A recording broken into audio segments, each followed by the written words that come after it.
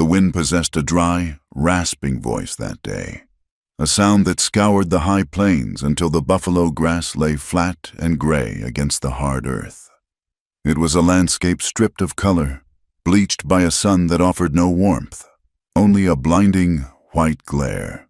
Above the rolling expanse of the prairie, the sky stretched out like a taut canvas, high and indifferent, broken only by the erratic dance of dust devils that spun across the open ground. They rose and fell like restless ghosts, picking up grit and dead sage, whirling it into the air before collapsing back into nothingness. Through this desolation cut the railway line, two ribbons of iron laid down by sweat and blood, stretching toward a horizon that seemed to retreat the further one traveled. It was a scar on the land, a reminder of a world that was trying to force its way into the wilderness. But out here, the wilderness was still winning. Elias Thorne rode into the town of Blackwood with the posture of a man who had forgotten what it felt like to be rested. His horse, a sturdy bay with a coat matted by sweat and trail dust, walked with a heavy, plodding rhythm, its head low. Elias looked little better. The dust of the territory had settled into the deep lines around his eyes and the creases of his coat, turning him into a figure carved from the very earth he rode upon. He was a large man, but he carried himself with a quietness that made him seem part of the background, a shadow passing through the noon light. He had been out on the range for 3 weeks, pushing strays out of the deep arroyos before the winter snows could trap them. His body ached with a dull, familiar thrum, but his mind was the heavier burden. It happened whenever he was too tired, or when the wind howled in a certain pitch. The memory would flash, jagged and bright, the rumble of 1,000 hooves, the ground shaking so hard it rattled his teeth. And then, the sound that woke him in the middle of the night, even 10 years later, the scream of a younger brother, Samuel. Elias shook his head, a sharp, physical jerk to dislodge the thought. He patted the neck of his horse, his gloved hand lingering on the coarse mane. He needed to focus. Today was not a day for ghosts. Today was a day that required a different kind of courage. As he guided the bay down the main thoroughfare of Blackwood, he felt the eyes of the town upon him. Blackwood was a collection of false-fronted buildings and raw timber, holding on to the edge of the valley with the desperation of a drowning man. The people here were hard, worn down by wind and isolation, and they had long memories. 2 men leaning against the railing of the livery stable stopped their conversation as Elias passed. They tipped their hats, but the gesture was stiff. It was the kind of respect born of caution, not affection. They knew the stories. They whispered that Elias Thorne had ice in his veins, that he had watched his own brother trampled into the mud without lifting a hand because he was too paralyzed by fear. That was the charitable version. The darker rumor, the one spoken only in the dim corners of the saloon, was that he had let Samuel die to inherit the ranch alone. And then there was the other matter, the grave on the hill of a man who had drawn a knife on Elias over a cattle dispute 5 years ago. Elias had not started the fight, and the law had cleared him. But the violence of it, the efficient, brutal way Elias had ended it, had left a mark on the town's consciousness. They left him alone, and he gave them no reason to do otherwise. Elias dismounted in front of the post office, tying the bay to the hitching rail. He beat the dust from his hat against his leg, the sound sharp in the quiet street. Inside, the air was stale and smelled of ink and dry paper. The postmaster, a thin man with spectacles that magnified his nervous blinking, looked up and cleared his throat. "Mr. Thorne," the postmaster said, his voice thin. "I have the letter you were expecting." Elias took the envelope. His hands were large, the knuckles scarred and the skin rough as bark, making the paper look impossibly fragile. He did not open it immediately. He knew what it said. He had sent the money orders. He had placed the advertisement in a Chicago newspaper 6 months ago. A simple request that felt like a confession of weakness. Rancher seeks wife. Must be willing to work. Remote location. Kindness offered in exchange for loyalty. He was drowning on the high country ranch. The work was too much for one man, even a man who worked until his hands bled. But it was not just the labor. It was the silence. The silence in the cabin at night was a physical weight, heavy enough to crush a man's chest. He wanted a family. He wanted the sound of a voice that wasn't his own, or the wind, or the lowing of cattle. He opened the letter. It was brief, written in a neat, sharp hand. She was on the stagecoach due to arrive at 2 o'clock this very afternoon. Her name was Greta. Elias folded the paper and placed it in his breast pocket, near the beat of his heart. He checked the regulator clock on the wall. It was 1:15. He walked out into the blinding light to wait. The heat rose in shimmering waves off the hard-packed dirt of the street. Elias stood in the shadow of the general store, his arms crossed, watching the southern road. The town was waking up from its midday lull. A wagon loaded with lumber rattled past. A group of women in faded calico dresses walked toward the dry goods store, their bonnets pulled low against the sun. Then he saw the dust cloud rising in the distance. It was a brown smear against the pale sky, growing larger and more violent as it approached. The stagecoach. The vehicle crested the low ridge south of town, rocking violently on its leather thoroughbraces. The 6 horses pulling it were lathered in foam, their chests heaving as they fought the incline. The driver cracked his whip, a sound like a pistol shot, urging them on. The coach was caked in the gray mud of the river crossings and the white dust of the flats. It looked like a vessel that had survived a war.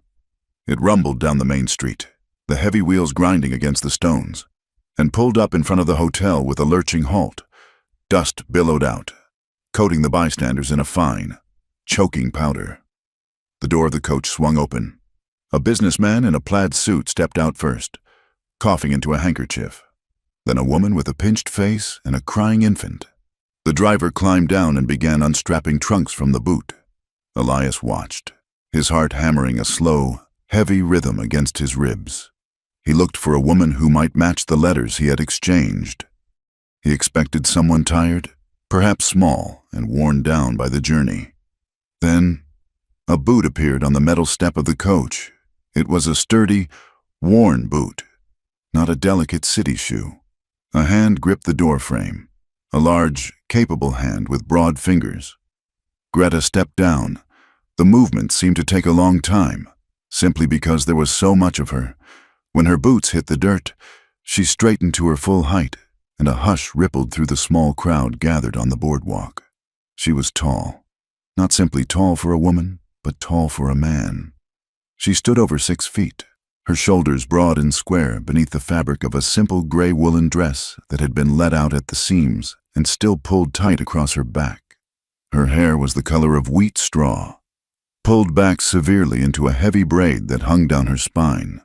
But stray wisps had escaped, framing a face that was strong-boned and flushed with the heat.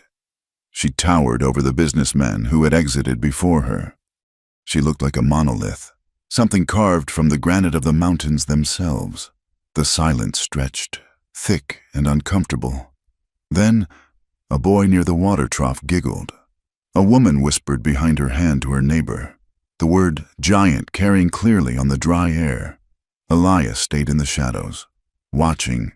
He saw Greta's posture stiffen. He saw her chest rise and fall in a slow, deliberate rhythm.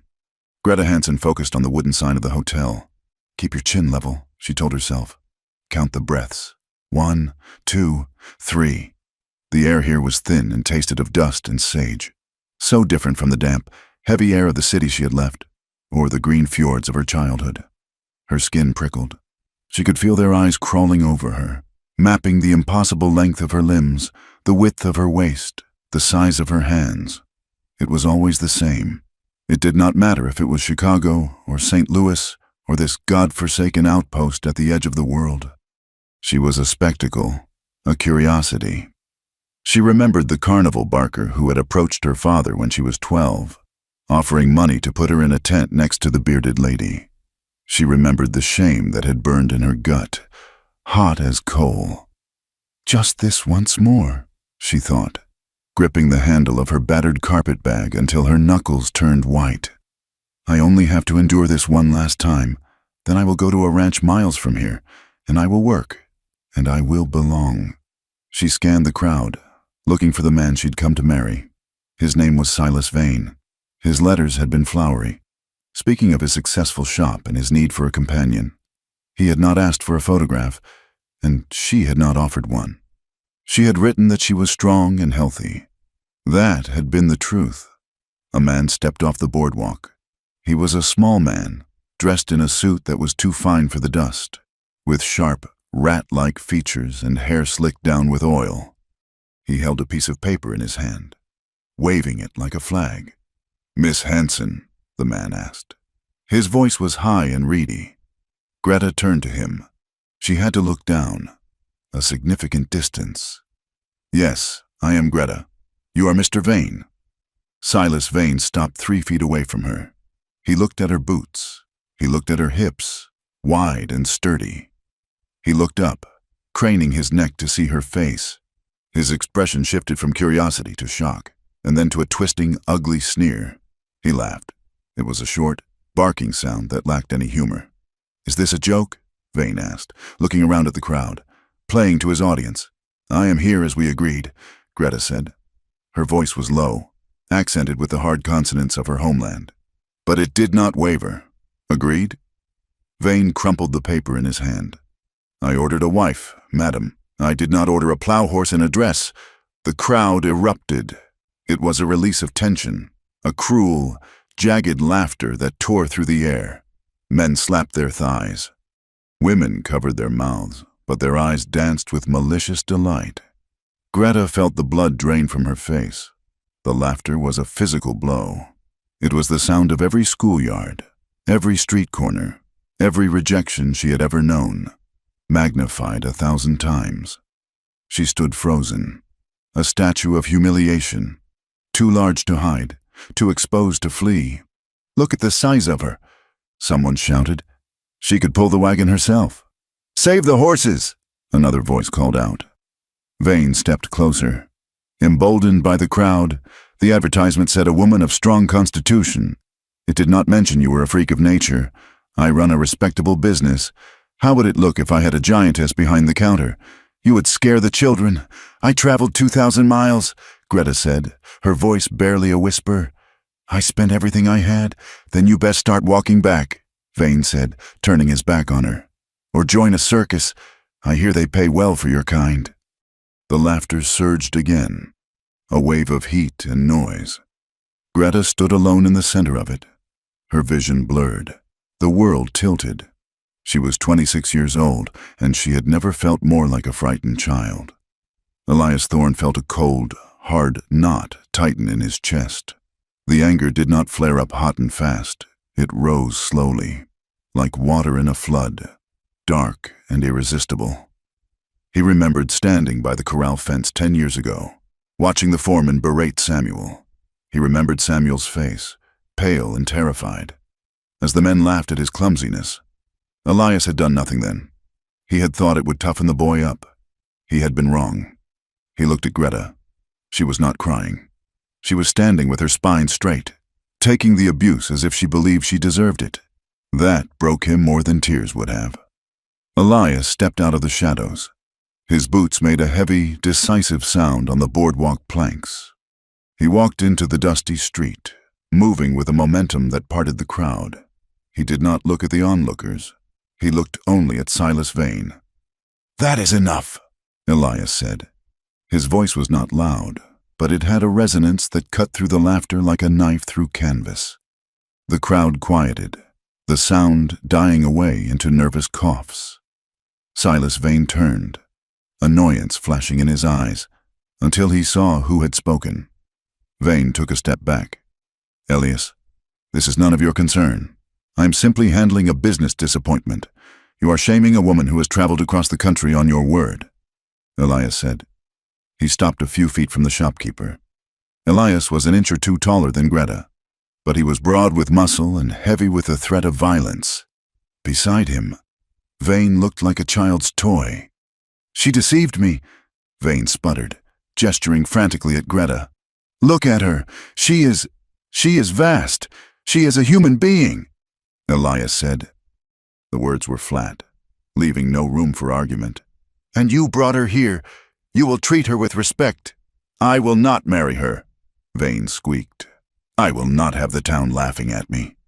Elias looked at the shopkeeper with eyes that were the color of slate and just as hard. He thought of the empty cabin. He thought of the cattle dying in the drifts. He thought of the letter in his pocket, the one he had never sent to the papers, the one that simply asked for someone to help him bear the weight of the world. Then stand aside, Elias said. He turned his back on Vane and faced Greta. Up close. She was even more imposing. Her eyes were blue, the color of a mountain lake in winter, and they were wide with shock and wariness. He saw the calluses on her hands, thick and yellow. He saw the strength in her shoulders. He saw a survivor. He took off his hat, the dust falling from the brim. "Ma'am," he said. Greta looked at him. He was not handsome in the way the shopkeeper tried to be. His face was scarred, wind-burned, and covered in a rough shadow of beard. But he was not looking at her with disgust. He was looking at her with a calm, steady assessment. "I don't know you," she said, her voice trembling slightly. "No, ma'am, you don't. My name is Elias Thorne. I have a ranch 30 miles north of here, in the high country. It is hard land. It is a hard life." He paused, searching for the words. He was not a man of speeches. "I need help," he said simply. "I need a partner who can work. I cannot offer you a fine house or a store in town, but I promise you this. If you come with me, no one will ever laugh at you again while I am drawing breath, and I will never look at you like you are anything less than a woman." The silence in the street was absolute. Even the wind seemed to hold its breath. Greta looked into his face. She searched for the cruelty she had come to expect from men. She found only a deep, weary exhaustion and a flicker of something that looked like hope. She looked at Silas Vane, who was watching with his mouth open. She looked at the crowd, who were now staring at Elias with a mixture of awe and confusion. She had a choice. She could try to beg for a ticket home, to return to the aunt who called her a burden and the cousins who mocked her size. Or she could take the hand of the stranger with the sad eyes and the scarred face. Survival. It was what she had always chosen. Greta took a breath. She squared her shoulders. "I work hard. Mr. Thorne," she said, "I can lift a calf. I can chop wood. I cook plain. But I cook plenty." Elias nodded slowly. "That is all I ask. Then I accept," she said. Elias held out his hand. She hesitated, then placed her own into it. Her hand was nearly as large as his, warm and strong. He squeezed it, a firm, solid pressure that anchored her to the earth. "Let us find the preacher," Elias said. The wedding took place an hour later in the small Baptist church at the edge of town. The building was little more than a shed with a steeple, the white paint peeling in long strips to reveal the gray wood beneath. Inside, the air was stiflingly hot. The floorboards were warped, curling up at the edges like dried leaves. The preacher was a young man with a sunburned nose who clearly wanted to be back at his dinner. He rushed through the words, stumbling over the liturgy. Elias stood beside Greta, his shoulder brushing against her arm. She smelled of lye soap and travel dust. There were no guests. The pews were empty, save for the dust motes dancing in the shafts of light. Only one man stood at the back, Tobias, an old ranch hand who had known Elias since he was a boy. Tobias held his hat in his hands, twisting the brim. He did not smile. He looked from Greta to Elias with a furrowed brow, his face etched with worry. He knew what the town would say. He knew how hard the winter would be. "Do you, Elias, take this woman?" "I do," Elias said. His voice was low in the empty room. "Do you, Greta?" "I do," she whispered. It was done. There was no kiss.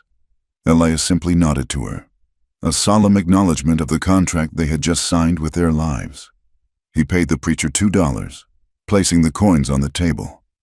"We should ride," Elias said. "It's a long way to the ranch, and the weather is turning." They walked out of the church into the late afternoon. The sun was beginning to bleed out behind the jagged teeth of the western mountains, turning the sky a bruised purple. The temperature had dropped 20 degrees in the last hour. The wind had changed, no longer a dry rasp, but a sharp, cutting knife that smelled of ozone and coming moisture. Elias had rented a wagon from the livery to carry her trunk, hitching the bay horse to the back. He helped Greta up onto the bench seat. She did not need his help, but she allowed him to take her elbow. His touch was careful, almost tentative. As he climbed up beside her, the wagon dipped under their combined weight.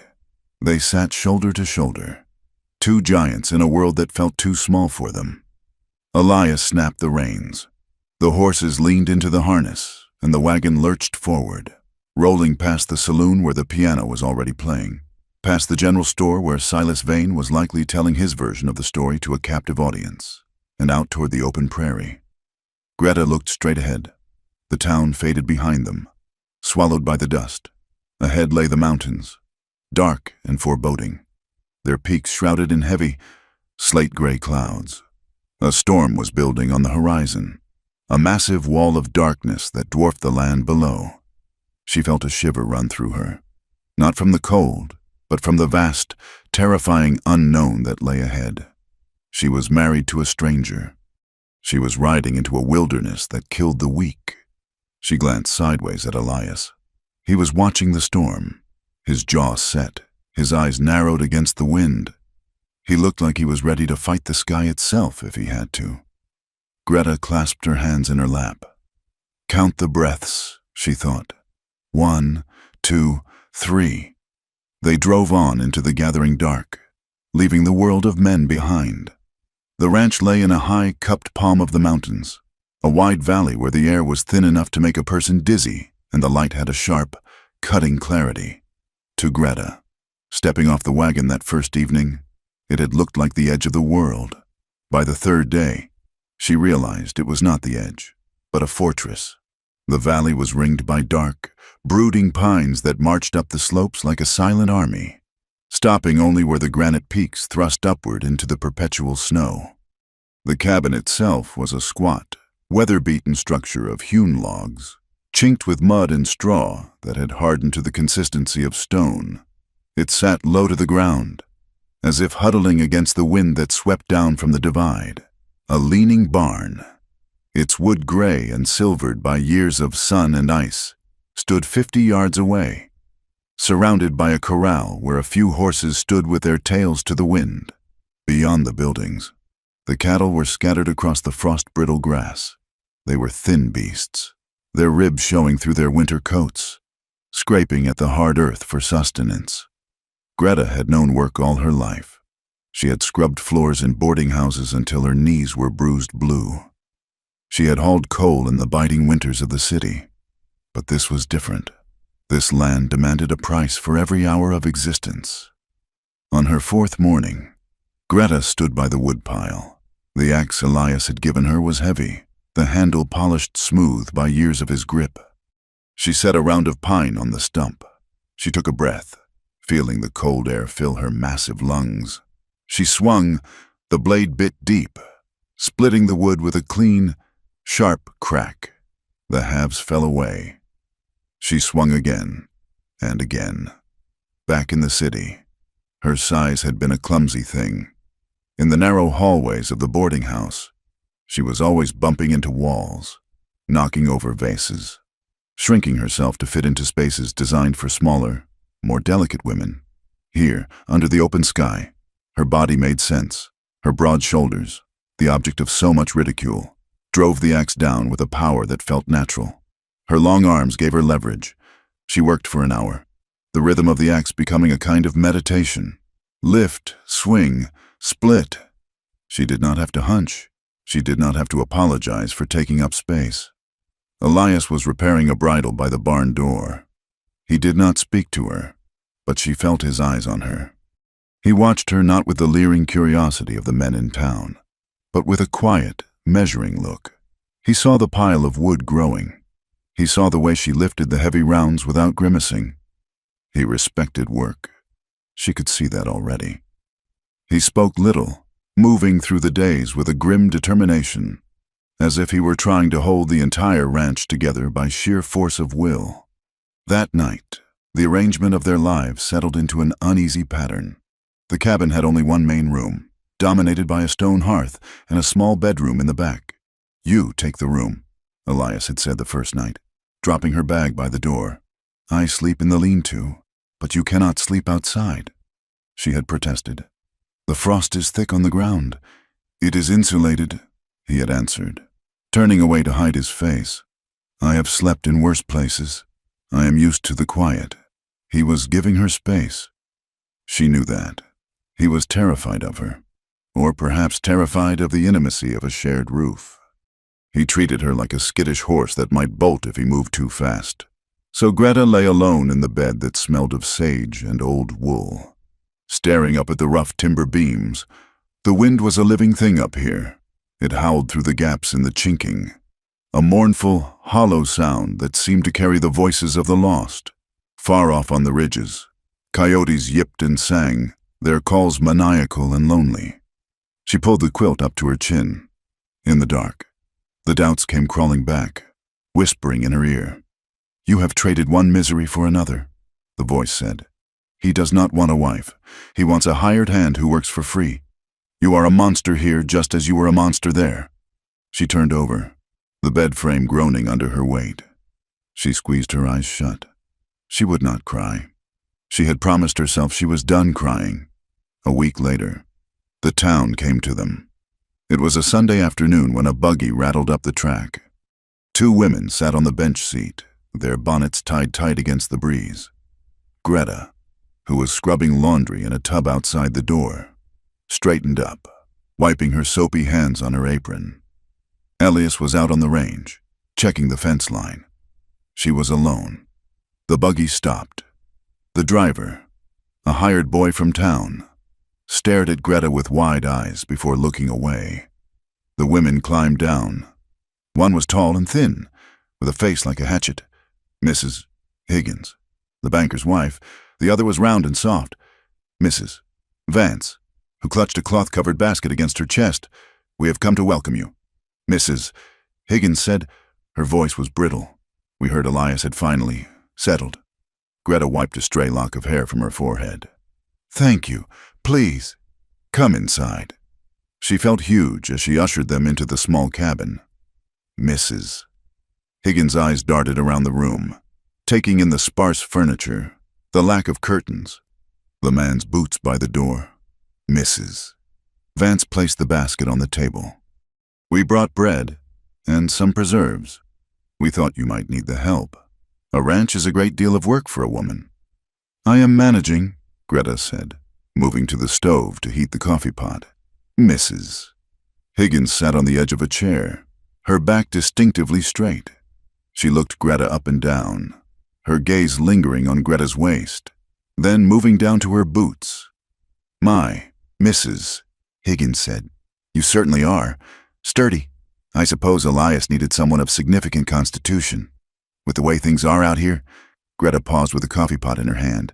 "What do you mean?" "Oh, nothing, dear. Mrs." Vance chirped, though her eyes were sharp. "Just that folks talk. They say Elias has had a hard time keeping help. Men don't like to stay. They say the ranch is cursed, or that Elias is just difficult. A man with his history. Well, it takes a special kind of woman to live with a man who has killed." The word hung in the air. Killed. Greta set the pot down on the iron trivet.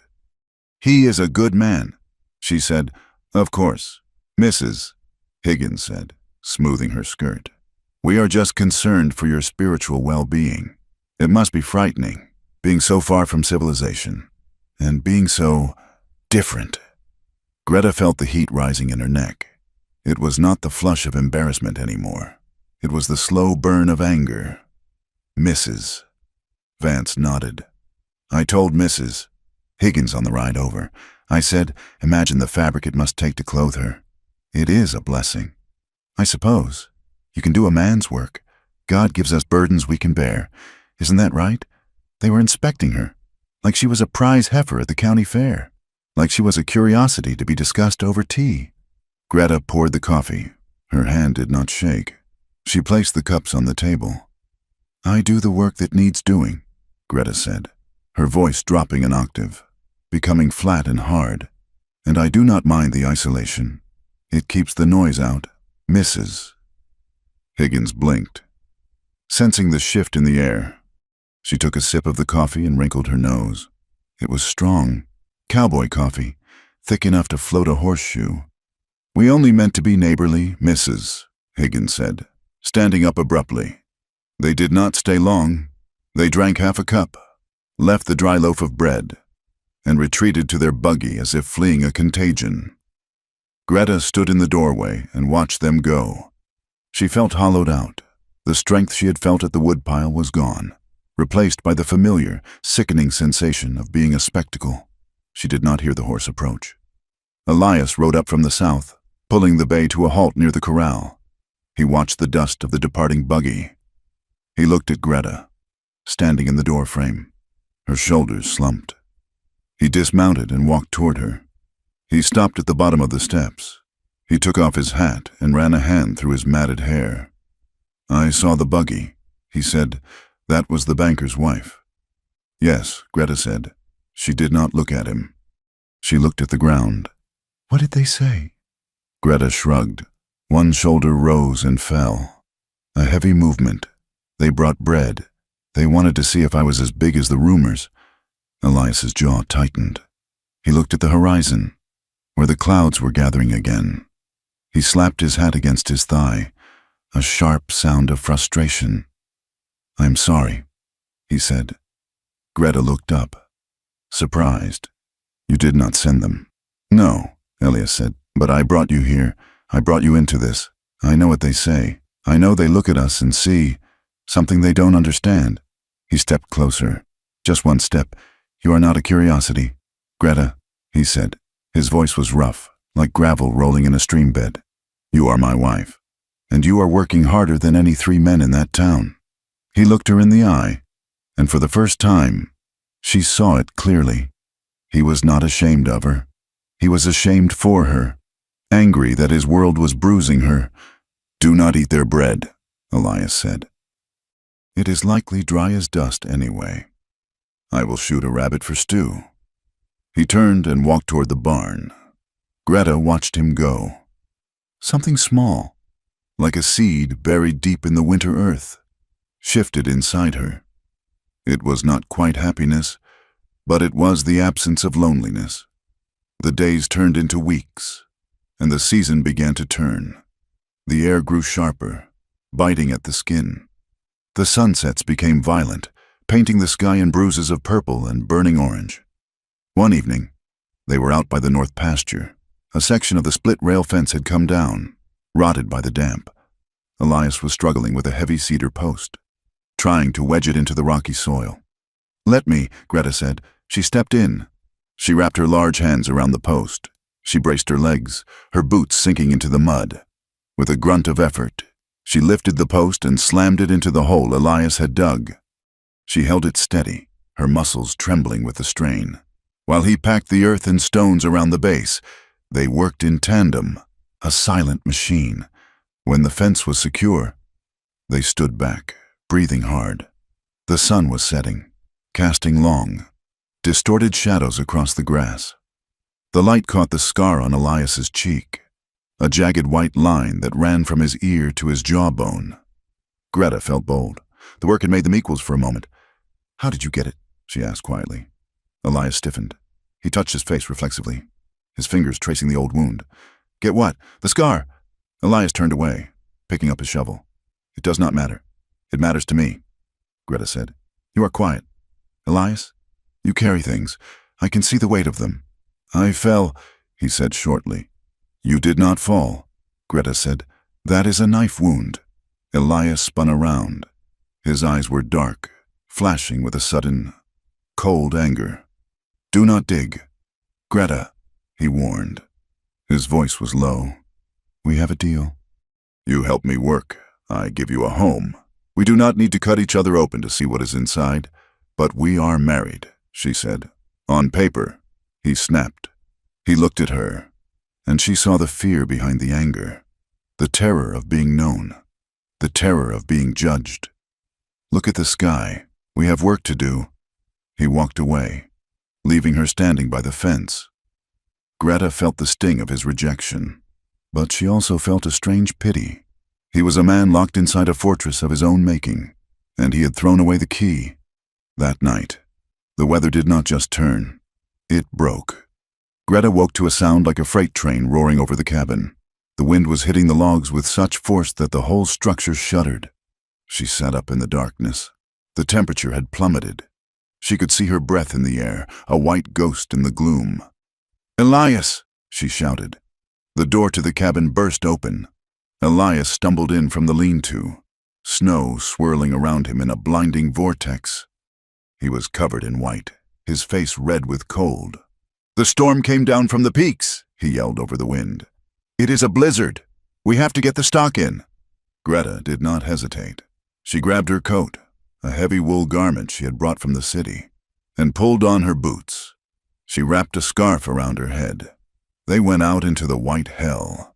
The world had vanished. There was no sky, no ground, only the driving snow that stung like buckshot. The wind knocked the breath out of them. They had to shout to be heard, even standing inches apart. "The barn!" Elias yelled. "Get the door open." Greta fought her way to the barn. The wind had caught the heavy door and was slamming it against the frame. She threw her shoulder against it, using all her weight to force it back and latch it. Inside, the horses were screaming, kicking at their stalls. Elias ran to calm them. "The calves!" Elias shouted. "The weanlings are in the lower pen. They will freeze in an hour. They ran back out." The snow was already drifting knee-deep. They stumbled toward the lower pen. The calves were huddled in a corner, buried in snow, bawling with terror. "Grab them!" Elias ordered. He grabbed a calf, wrestling it up into his arms. He staggered toward the barn. Greta grabbed another. It kicked and thrashed. 100 pounds of panicked muscle. She hoisted it up, holding it against her chest. They made 3 trips. On the 4th, Elias slipped. He went down hard on the ice, his leg twisting. The calf he was carrying bolted into the white darkness. "No!" Elias yelled, trying to rise. He fell back, grimacing. Greta dropped the calf she was holding into the safety of the barn and turned back. She saw Elias on the ground. She ignored him and ran into the dark after the lost calf. "Greta, come back!" Elias screamed. "You will get lost." She did not stop. She followed the bleeding sound. She waded through a drift that came up to her waist. The wind tried to tear the clothes from her body. She found the calf stuck in a tangle of sagebrush near the creek bed, shivering violently. It was too cold to walk. It had given up. Greta reached down. She grabbed the animal by the legs and heaved. She lifted it. It was dead weight, heavier than the others.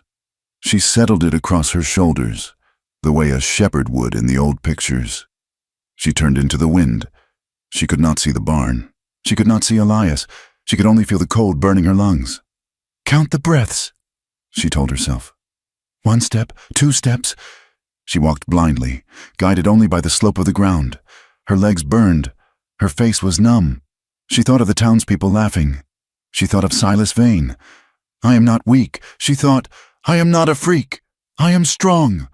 A shape loomed out of the snow. The barn. She stumbled through the door and collapsed onto the straw. The calf slid off her shoulders. Alive. Elias dragged himself over to her. He had managed to crawl back to the barn. He was shivering uncontrollably, his face gray. "You came back," he whispered. Greta gasped for air. She sat up, wiping the snow from her eyelashes. "Of course. You carried it." "Yes." Elias looked at the calf, then at her. He looked at her broad shoulders, heaving with exertion.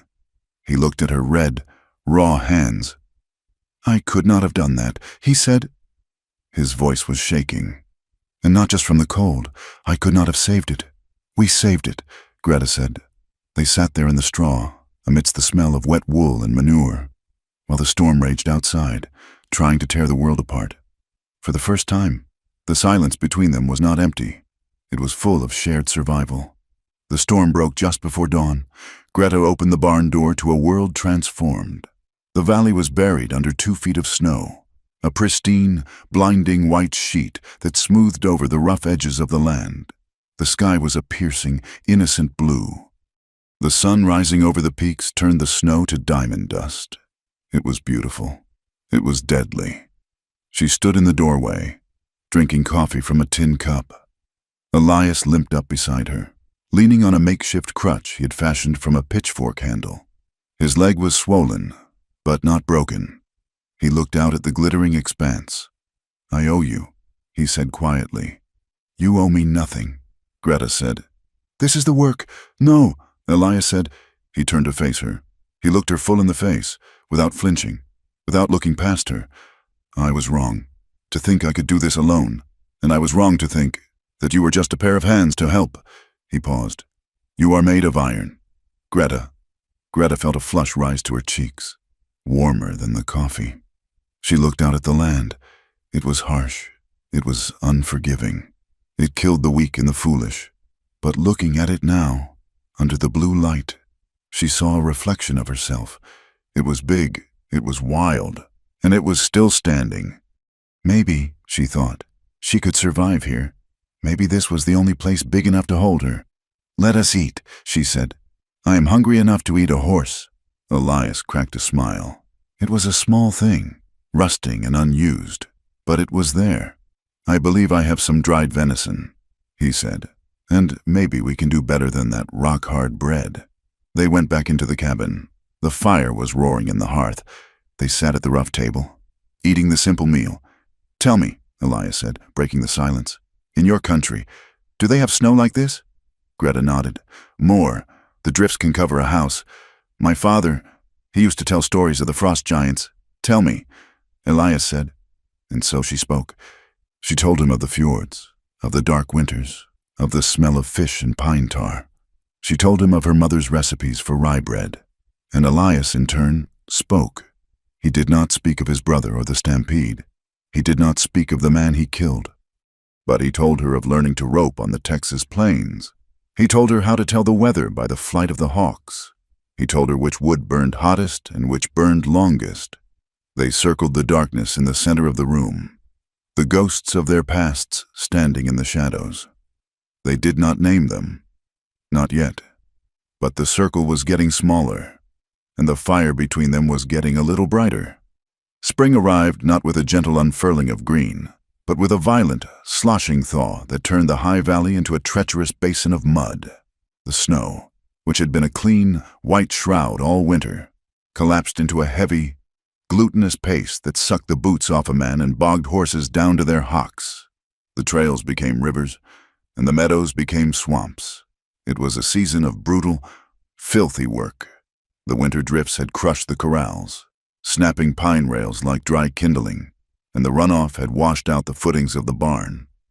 Greta and Elias worked from the first gray light of dawn until the sun dipped behind the peaks, their bodies caked in the dark earth of the territory. On a Tuesday in mid-April, they were rebuilding the main holding pen. The air smelled of wet sage, rotting pine needles, and the raw, mineral tang of mud. Greta stood knee-deep in the muck, holding the end of a heavy cedar beam while Elias hammered the other side into the post. "Lift it higher." Elias grunted, the hammer swinging in a steady rhythm. Greta braced her feet, feeling the cold seep through the leather of her boots. She inhaled, the air filling her massive chest, and shoved the beam upward. It was a piece of timber that would have required two ordinary men to maneuver, but she held it steady, the muscles in her arms corded and straining against the fabric of her sleeve. Elias drove the spike home. "Hold, one more." He paused to wipe the sweat from his forehead with his forearm, leaving a streak of dirt across the white scar on his cheek. He looked at her. He did not look away immediately. For months, they had moved around each other like planets in separate orbits, connected by the gravity of survival, but separated by the vast distance of their own fears. But the mud had forced them close. They handed tools back and forth, their fingers brushing. They ate shoulder to shoulder on the porch step because the cabin was too hot. Elias watched her hold the beam. He watched the way her jaw set with effort, the way her hair, escaping from its braid, stuck to her damp neck. He saw the sheer, undeniable power of her body. But for the first time, he did not just see its utility. He saw the grace in it, She was not clumsy. She was solid. She was an anchor in a world that was always trying to wash him away. Greta caught him staring. She lowered the beam as he finished the nailing, her breath coming in short puffs. "Is there dirt on my face?" she asked, self-conscious, raising a hand to her cheek. Elias looked at her hand, large, calloused, stained with the soil of his land. His chest tightened, a strange, constricting sensation that had nothing to do with the altitude. "You are strong, Greta," he said. It was not a compliment paid to a hired hand. It was spoken low, almost intimately. Greta looked down, flushing. "I have always been strong. It is the only thing people let me be." Elias stepped down from the rail. He stood close to her in the mud. He could smell the sweat on her, and the scent of pine pitch. "It is a good thing to be," he said. Just then, a calf in the near pasture bleated and stumbled, slipping in the mire. Greta laughed, a low, throaty sound that surprised them both. She waded over, scooped the animal up with one arm, and set it on drier ground. Elias felt that laugh vibrate in his own ribs. It terrified him. It was a domestic sound, a human sound, a sound that suggested a future where he might not be alone. And because it terrified him, he turned away sharply, picking up the box of nails. "We have a mile of wire to check before dark," he said, his voice rougher than necessary. "Let us move." Greta's smile faded, but she nodded. She was used to his retreats. She picked up the heavy spool of barbed wire as if it were a spool of thread and followed him. 3 days later, the mud had hardened enough to move stock. They needed to drive a small herd of 30 heifers to the upper grazing lands, where the grass was already greening in the sun. The route took them through a narrow throat of the valley, a canyon walled in by tumbled boulders and scrub oak. The cattle were skittish, spooked by the shadows and the wind that funneled through the gap.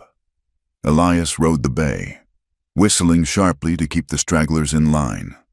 Greta rode a massive roan gelding Elias had traded for in town, the only horse strong enough to carry her comfortably all day. She rode well, her long legs gripping the horse's barrel, her balance sure. They were nearing the exit of the canyon when 3 riders appeared on the ridge above them. They sat silhouetted against the bright sky for a moment, then spurred their horses down the scree slope, sliding and scrambling until they blocked the trail. Elias pulled the bay up.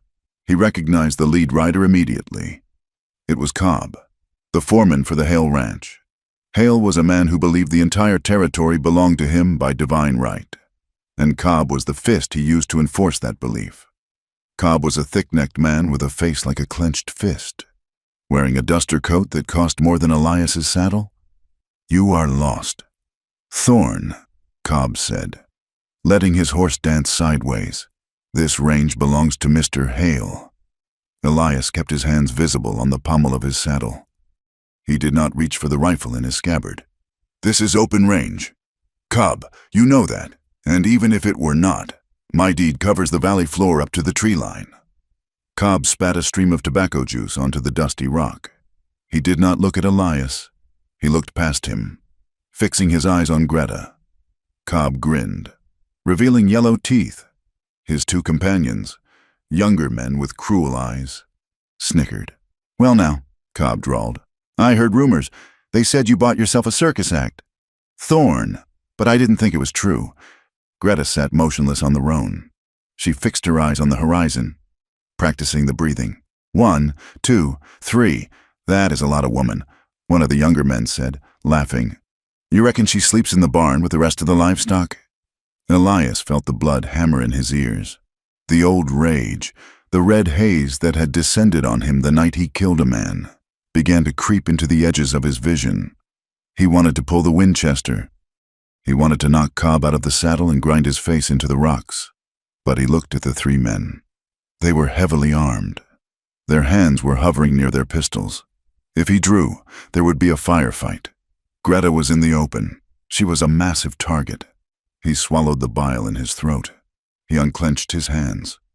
"Let us pass. Cobb," Elias said, his voice dead and flat. "We are just moving cattle?" Cobb laughed again. "Look at him. Boys, the big bad killer, tamed by a giantess.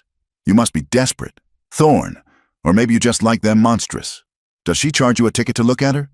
Greta did not flinch, but Elias saw her knuckles turn white on the reins. Move aside, Elias said. Cobb stared at him for a long moment, waiting for Elias to break. When Elias did not move, Cobb shrugged. Go on then, Cobb said.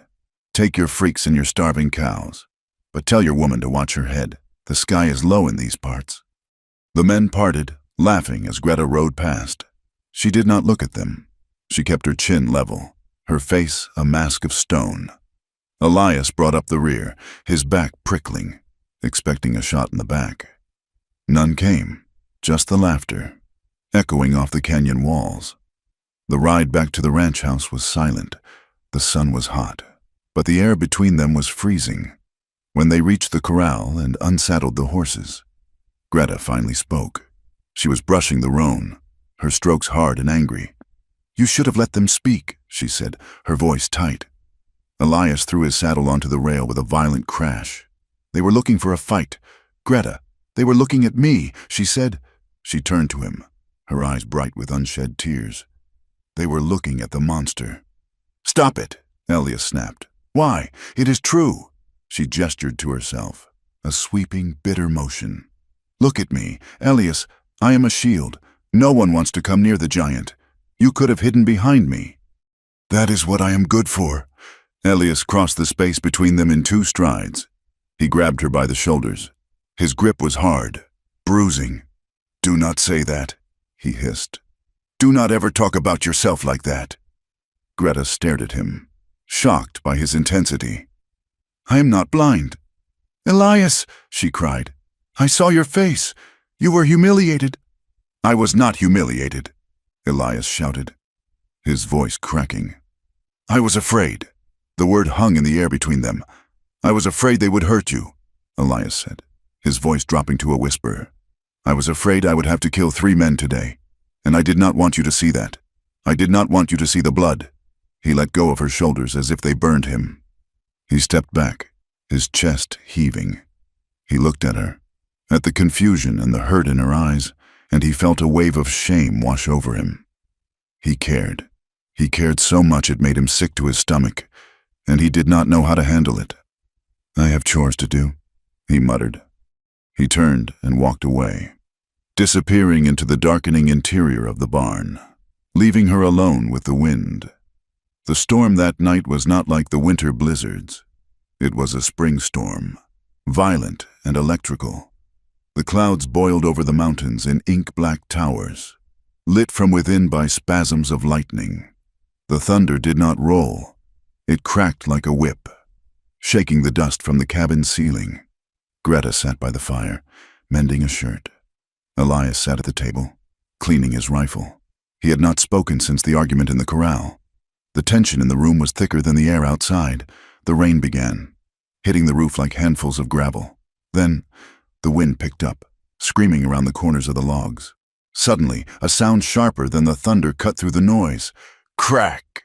The window above the wash basin shattered. Glass exploded inward, spraying across the floor.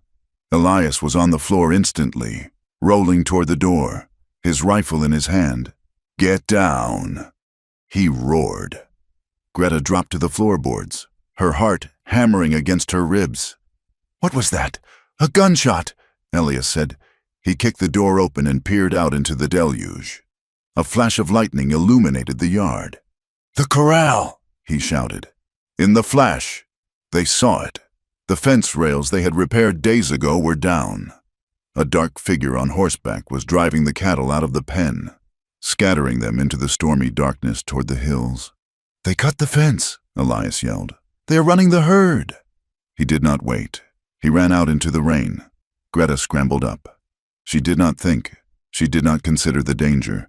She only knew that the cattle were their livelihood, their only hope of surviving the next winter. She grabbed her coat and ran after him.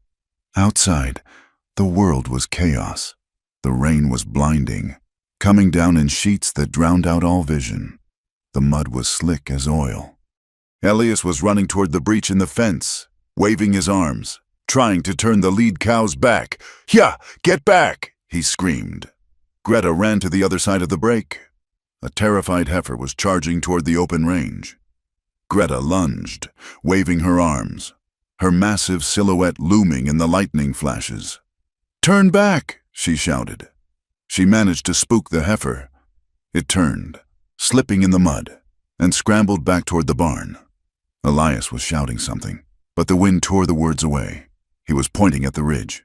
Another flash of lightning lit up the hill. A rider stood there. He raised a rifle. Elias saw the muzzle flash before he heard the report. "No!" Elias screamed. The bullet was not meant for him.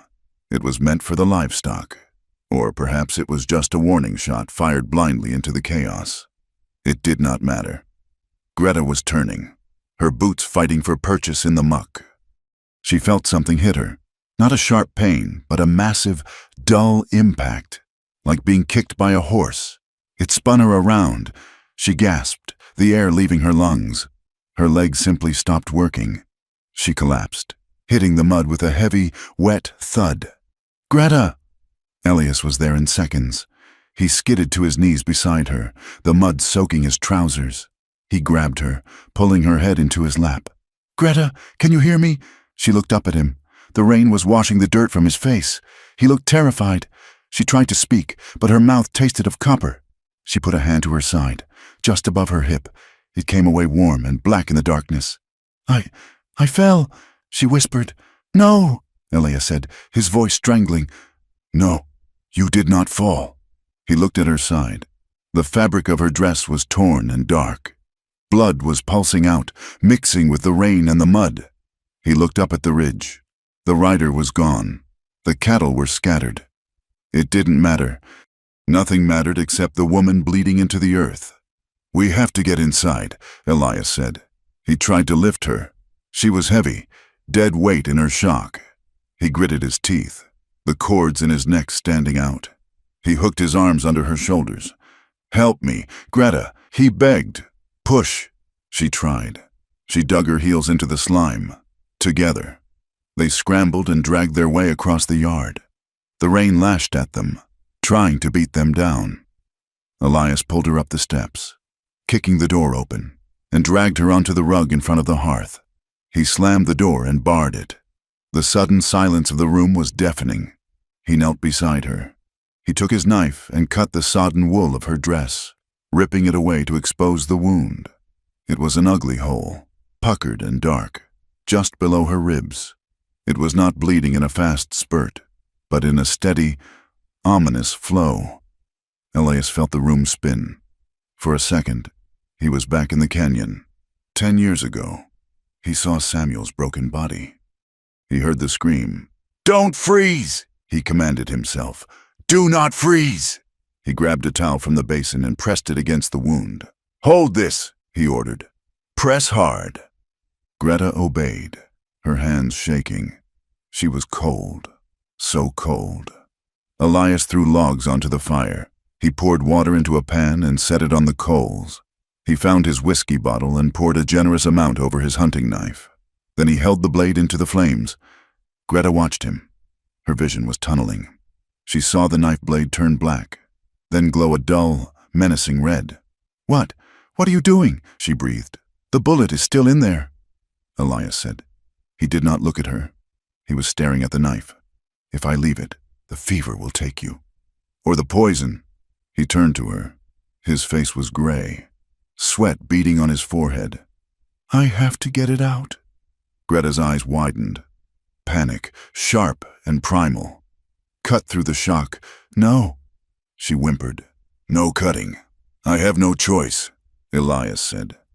His voice was shaking, but his hands were steadying as he gripped the handle. He moved the towel. He poured whiskey over the wound.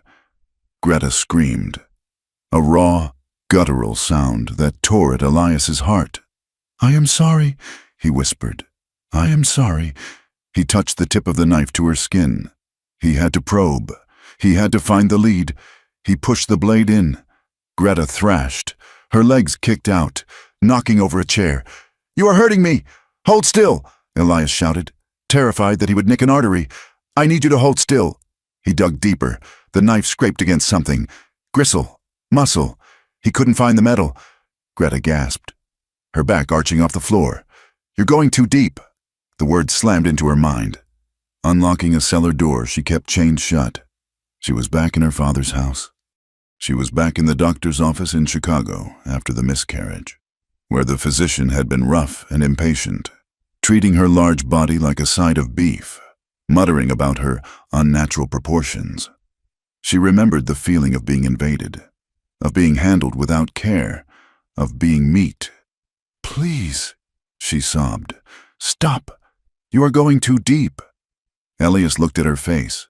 He saw the terror there, not just of the pain, but of the violation. He saw the child inside the giant woman, cowering in the dark. He wanted to stop. He wanted to throw the knife away and hold her. But if he stopped, she died. "I have to," he said, his voice cracking. "I need to reach the bullet. Greta, or the wound will never heal." He wasn't talking about the lead anymore. He was talking about the poison in both of them. The silence, the shame, the belief that they were broken things that deserved to be hurt. He pressed down. He felt the grate of steel on lead. There it is. He gritted out. He twisted the knife. Greta let out a high, keen moan and went limp, fainting from the pain. Elias worked fast then. He levered the bullet out. It fell onto the floorboards with a heavy clink, a misshapen lump of gray death. He grabbed the needle and thread he had prepared.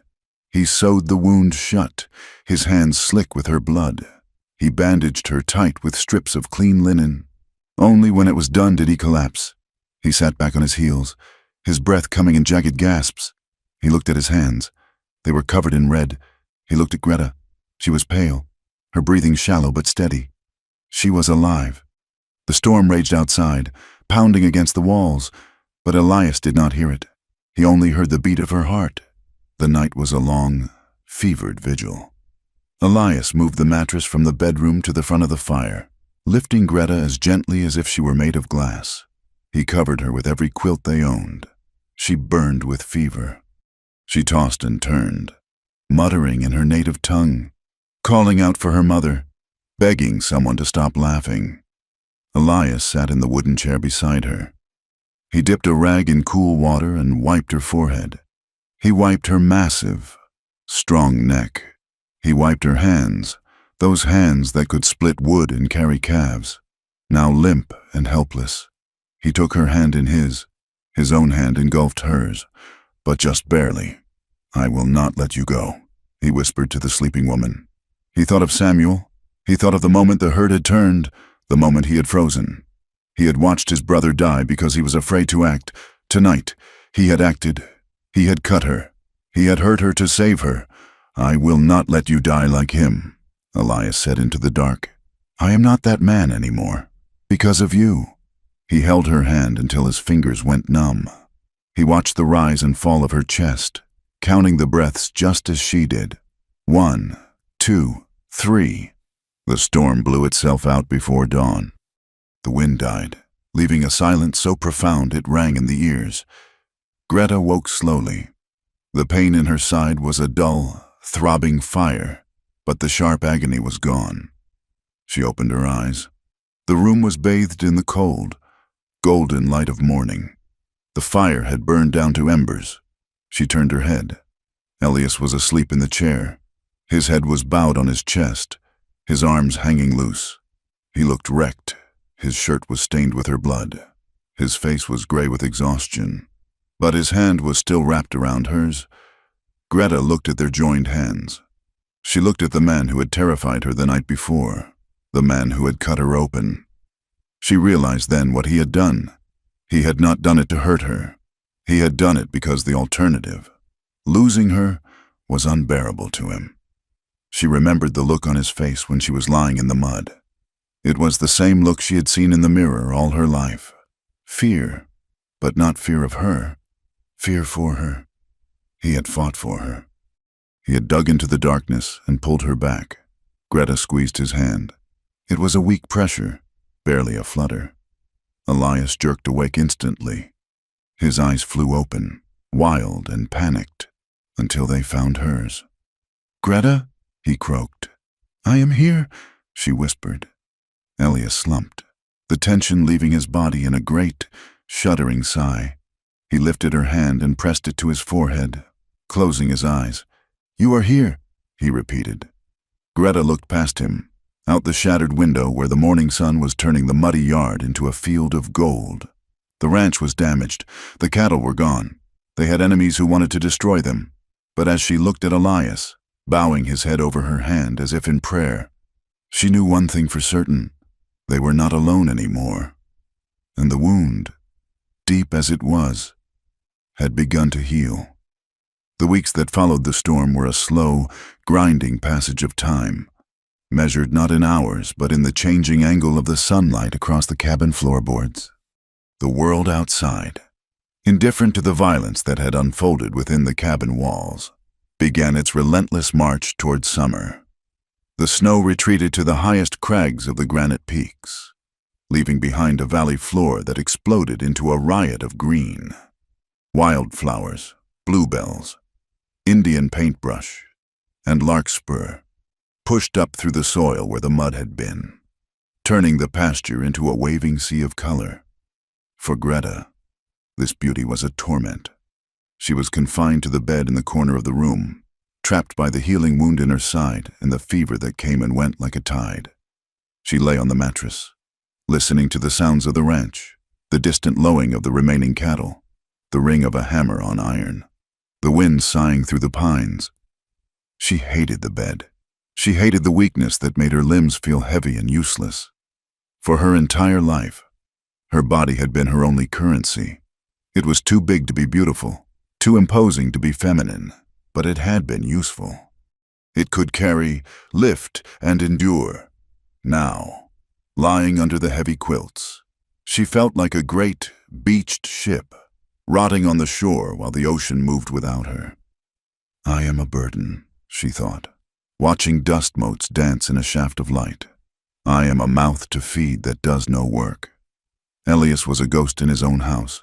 He was up before the sun, his boots scuffing softly on the floor as he stoked the fire, and he did not return until long after dark. He was doing the work of 3 men. He repaired the fences alone, dragging the heavy rails into place with a grim, silent determination. He rode the range to gather the scattered herd, pushing himself and the bay horse to the point of collapse. And yet, he never complained, not once. Whenever he came inside, he washed his hands in the basin, scrubbing away the dirt and blood of the day until his skin was red and raw. Then, he would come to her. He changed her bandages with hands that shook from exhaustion but remained impossibly gentle. He cooked broth from the venison jerky and spooned it into her mouth when she was too weak to sit up.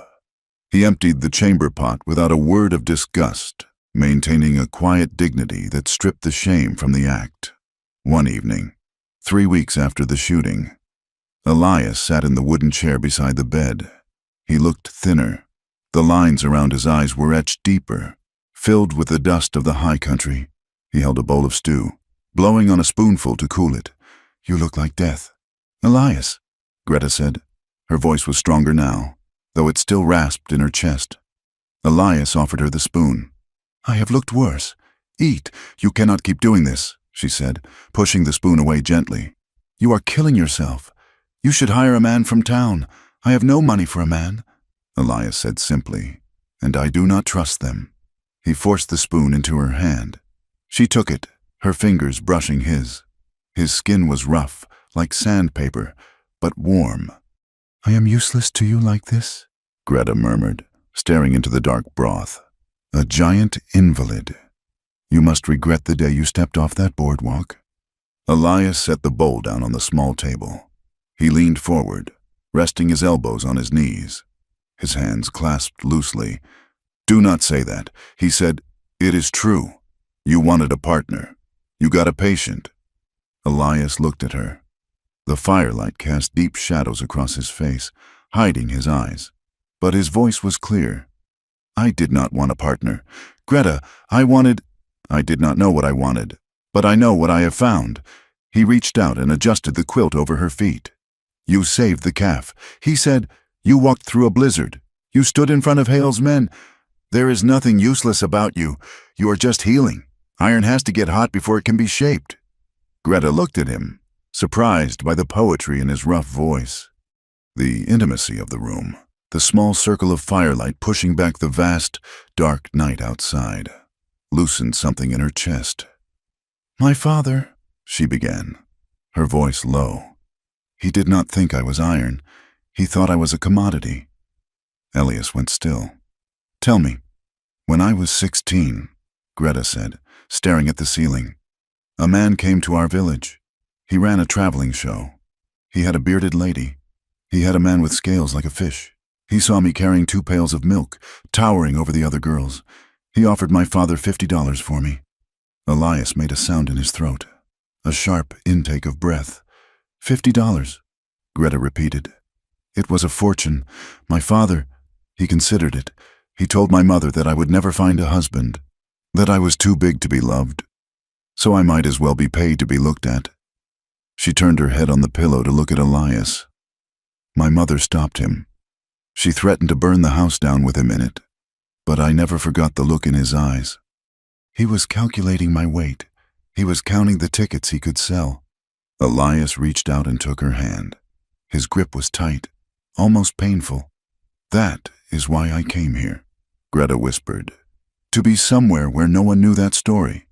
But I carried it with me. And then there was a man in Chicago, before Silas Vane."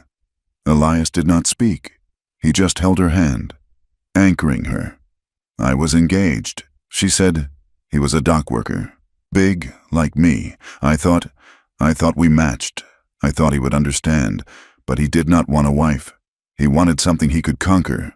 He treated my body like it was lumber, like it had no feeling because there was so much of it." She closed her eyes, a tear leaking out to track through the dust on her cheek. "I was with child. And he was rough.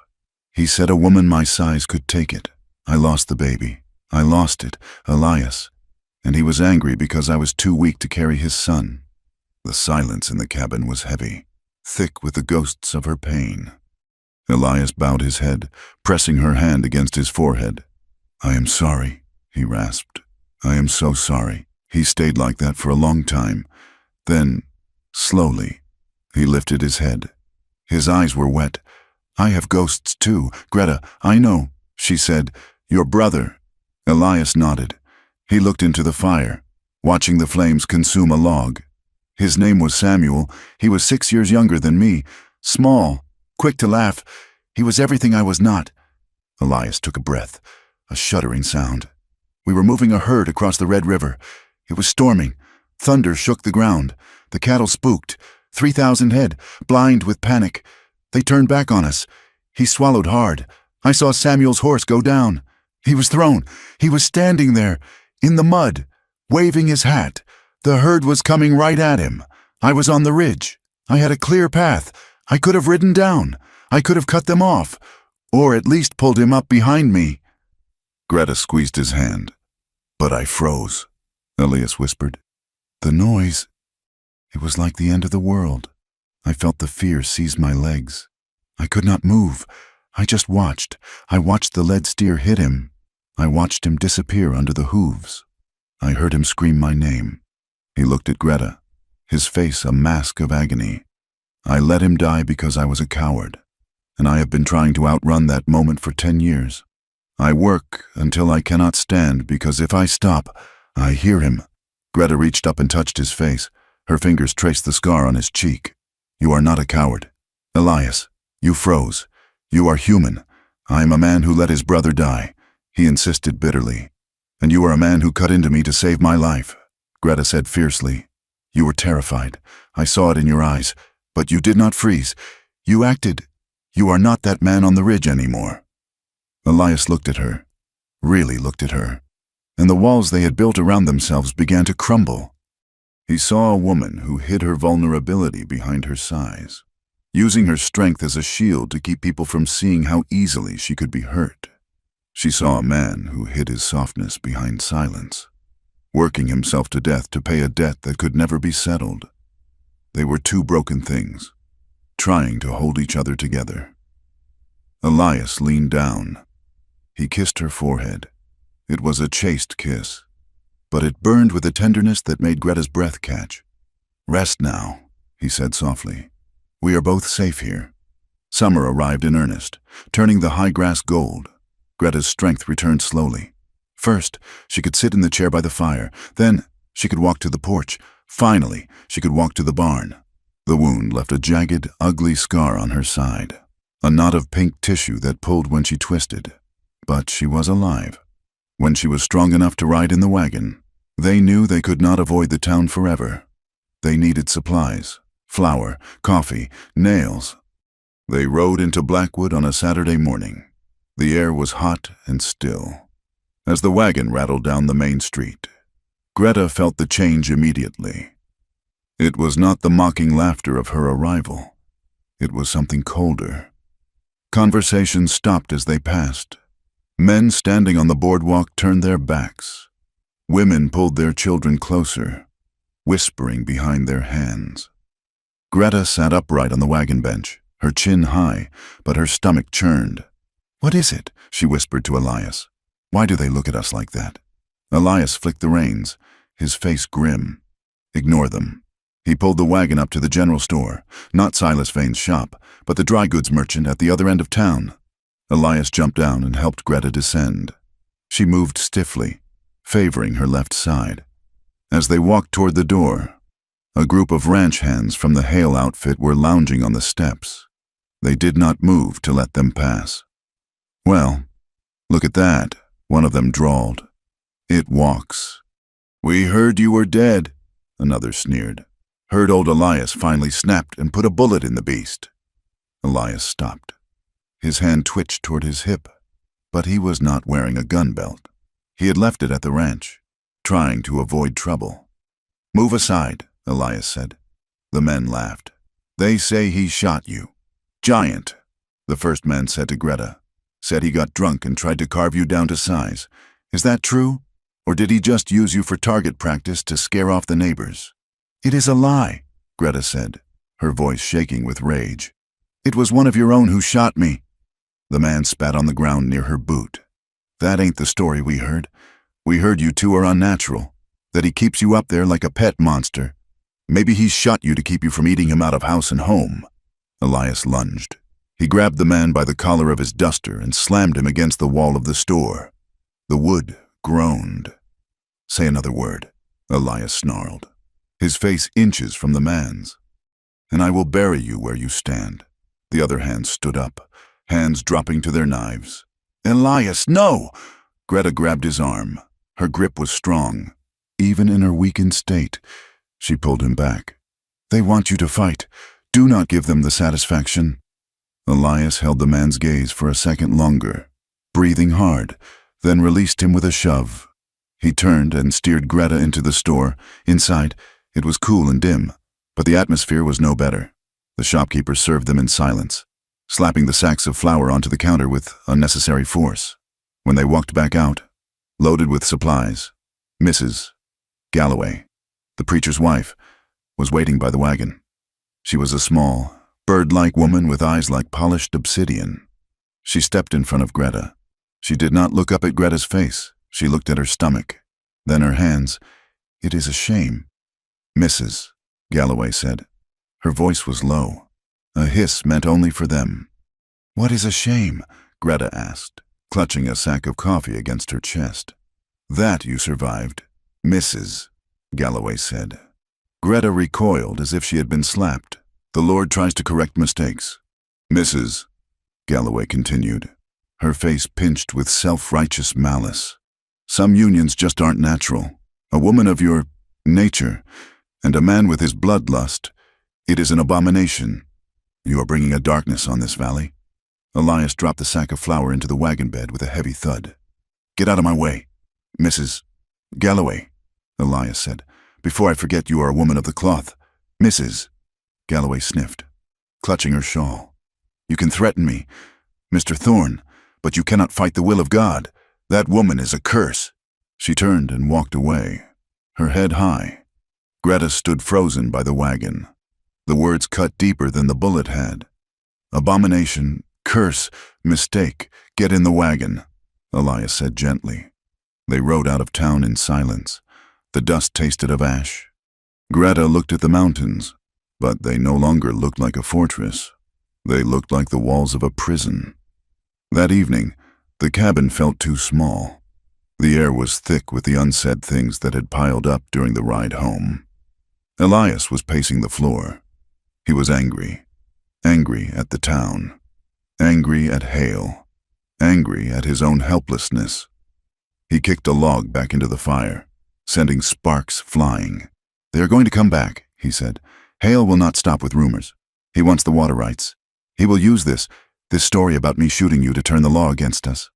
Greta sat at the table, staring at her hands. "I am the cause," she said quietly. Elias stopped pacing. "What? If I were not here, they would not have these stories. They hate me, Elias. They hate that I am big. They hate that I am foreign. And they hate you because you are with me. That is nonsense," Elias snapped. "They hate me because I have the water. You are just the excuse. I am the target." Greta cried, standing up. The chair scraped loudly on the floor. "Mrs. Galloway was right. I am a curse. Everywhere I go, people laugh, they stare. And now they are hurting you." Elias ran a hand through his hair, frustration boiling over. He was exhausted. His leg ached. He was terrified of losing the ranch, terrified of losing her. "I do not care what they say," he shouted. "You should care," Greta shouted back. "You cannot live like this, fighting everyone, being an outcast. I have been an outcast my whole life, but not like this." Greta stepped toward him. "Before, they feared you. Now, they mock you, because of me, because you married the freak." "Stop it," Elias roared. He slammed his hand onto the table. The wood cracked. "I am tired. Greta, I am tired of the work. I am tired of the lies. I am tired of watching the horizon for dust." He looked at her, his eyes wild and desperate. "I can't fight the whole world," he yelled. The words hung in the air, vibrating in the sudden silence. Greta felt her heart stop. She looked at him. She saw the exhaustion in his slump. She heard the defeat in his voice. "I can't fight the whole world." She heard what her fear told her to hear. "I can't fight the world for you. It is too much. You are too heavy a burden." She took a step back. Her face went slack. "I understand," she whispered. Elias rubbed his face with his hands. He did not see the look in her eyes. He thought she understood that he was just venting, that he was just scared. "I am going to check the horses," he muttered. "I need air." He walked out of the cabin, letting the door slam shut behind him. Greta stood alone in the center of the room. The fire popped. "He cannot fight the whole world," she said to the empty room. "And I am the reason the world is fighting him." The logic was simple. It was brutal. It was the logic of a woman who had been told her whole life that she was too much, too big, too loud, too heavy. She knew what she had to do. She had to make herself small. She had to disappear. She moved quietly, like a sleepwalker. She went to the bedroom. She found her old carpet bag. She did not pack much. A change of clothes, the loaf of bread from the pantry, a small tin of matches. She took off the plain gold band Elias had placed on her finger in the church. She looked at it for a long moment. It was the only beautiful thing she had ever owned. She placed it on the table, next to the oil lamp.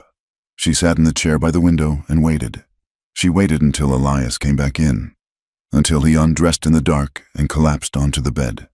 She waited until his breathing evened out into the deep, rhythmic sleep of the exhausted. Then she stood up. She put on her coat. She picked up the bag. She looked at him one last time. He was sleeping on his side, his arm thrown out across the empty space where she should be. "I love you," she whispered. The words were so soft they did not stir the dust. "That is why I am leaving." She opened the door. The hinges were well oiled. Elias had fixed them. There was no sound. She stepped out into the pre-dawn chill. The valley was a bowl of blue-gray light. The stars were fading, and the eastern sky was bleaching into a pale, sickly yellow. The air was cold, biting at her healing wound. But she ignored it. She did not take a horse. That would be theft. She walked. She walked past the barn, past the corral where the horses were dozing. She walked past the garden patch she had started to turn. She walked out onto the open track that led south, toward the railroad line. 30 miles away. The silence was absolute. Behind her, the pine trees swayed gently, nodding their dark heads. High above, a hawk circled in the rising thermal, a lonely witness to the woman walking away from the only home she had ever known. Elias woke with a start. He did not know what woke him. It was not a sound. It was an absence. He reached out his hand. The sheets beside him were cold. "Greta," he mumbled, his voice thick with sleep. Silence. He sat up, blinking against the morning light streaming through the window. The cabin was empty. The fire was dead ash. "Greta!" He threw off the covers and scrambled out of bed. He ran to the main room. She was not there. He saw the carpet bag was gone from the corner. He saw the empty spot in the pantry where the bread had been. Then he saw the glint of gold on the table. He walked over to it. He picked up the ring. It was small in his calloused palm. Cold, abandoned. Panic hit him like a physical blow to the gut. It doubled him over. He couldn't breathe. The room was shrinking. No, no, no, no. It was the canyon all over again. It was Samuel screaming his name. It was the feeling of being too late, of standing frozen while the thing he loved was destroyed. "I can't fight the whole world." He remembered the words he had shouted. He remembered the look on her face, the sudden stillness, the withdrawal. "She thought I meant her," he realized with a sickening jolt. "She thought I was giving up on her." He ran to the door and threw it open. "Greta!" he screamed. His voice tore at his throat, echoing off the distant cliffs. There was no answer. Only the wind. He looked at the ground. The mud from the spring rains had dried into a crust, but it was still soft enough to hold a mark. He saw them, her footprints, large, deep impressions in the earth, heading south, walking. She was walking, with a bullet wound that was barely healed. She would die out there. Hale's men were patrolling. The coyotes were hungry. The land did not forgive mistakes. Elias did not bother to saddle the bay. He grabbed a bridle from the porch rail and ran to the pasture. He whistled, a sharp, piercing sound. The horse lifted its head and trotted over. Elias vaulted onto the horse's bare back, gripping the mane. He spun the animal around. He looked at the tracks stretching out toward the horizon. "I will not freeze," he snarled through his teeth. "Not this time." He kicked the horse into a gallop, thundering out of the yard, chasing the ghost of the woman who had tried to save him by breaking his heart.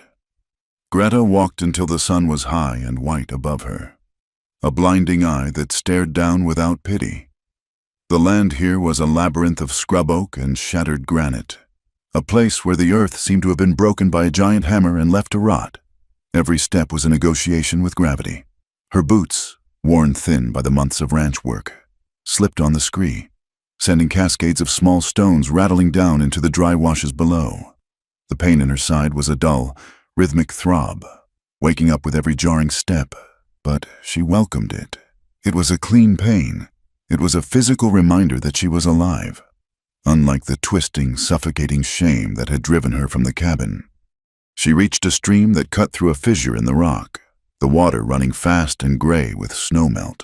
She knelt to drink, seeing her reflection broken by the ripples. Her hair was loose, matted with dust. Her face was gaunt, the cheekbones sharp as flint. "I am a ghost," she thought, scooping the freezing water to her lips. "I am a giant ghost haunting a land that does not want me." She crossed the stream, the water numbing her legs up to her knees, and climbed the far bank. The solitude was absolute.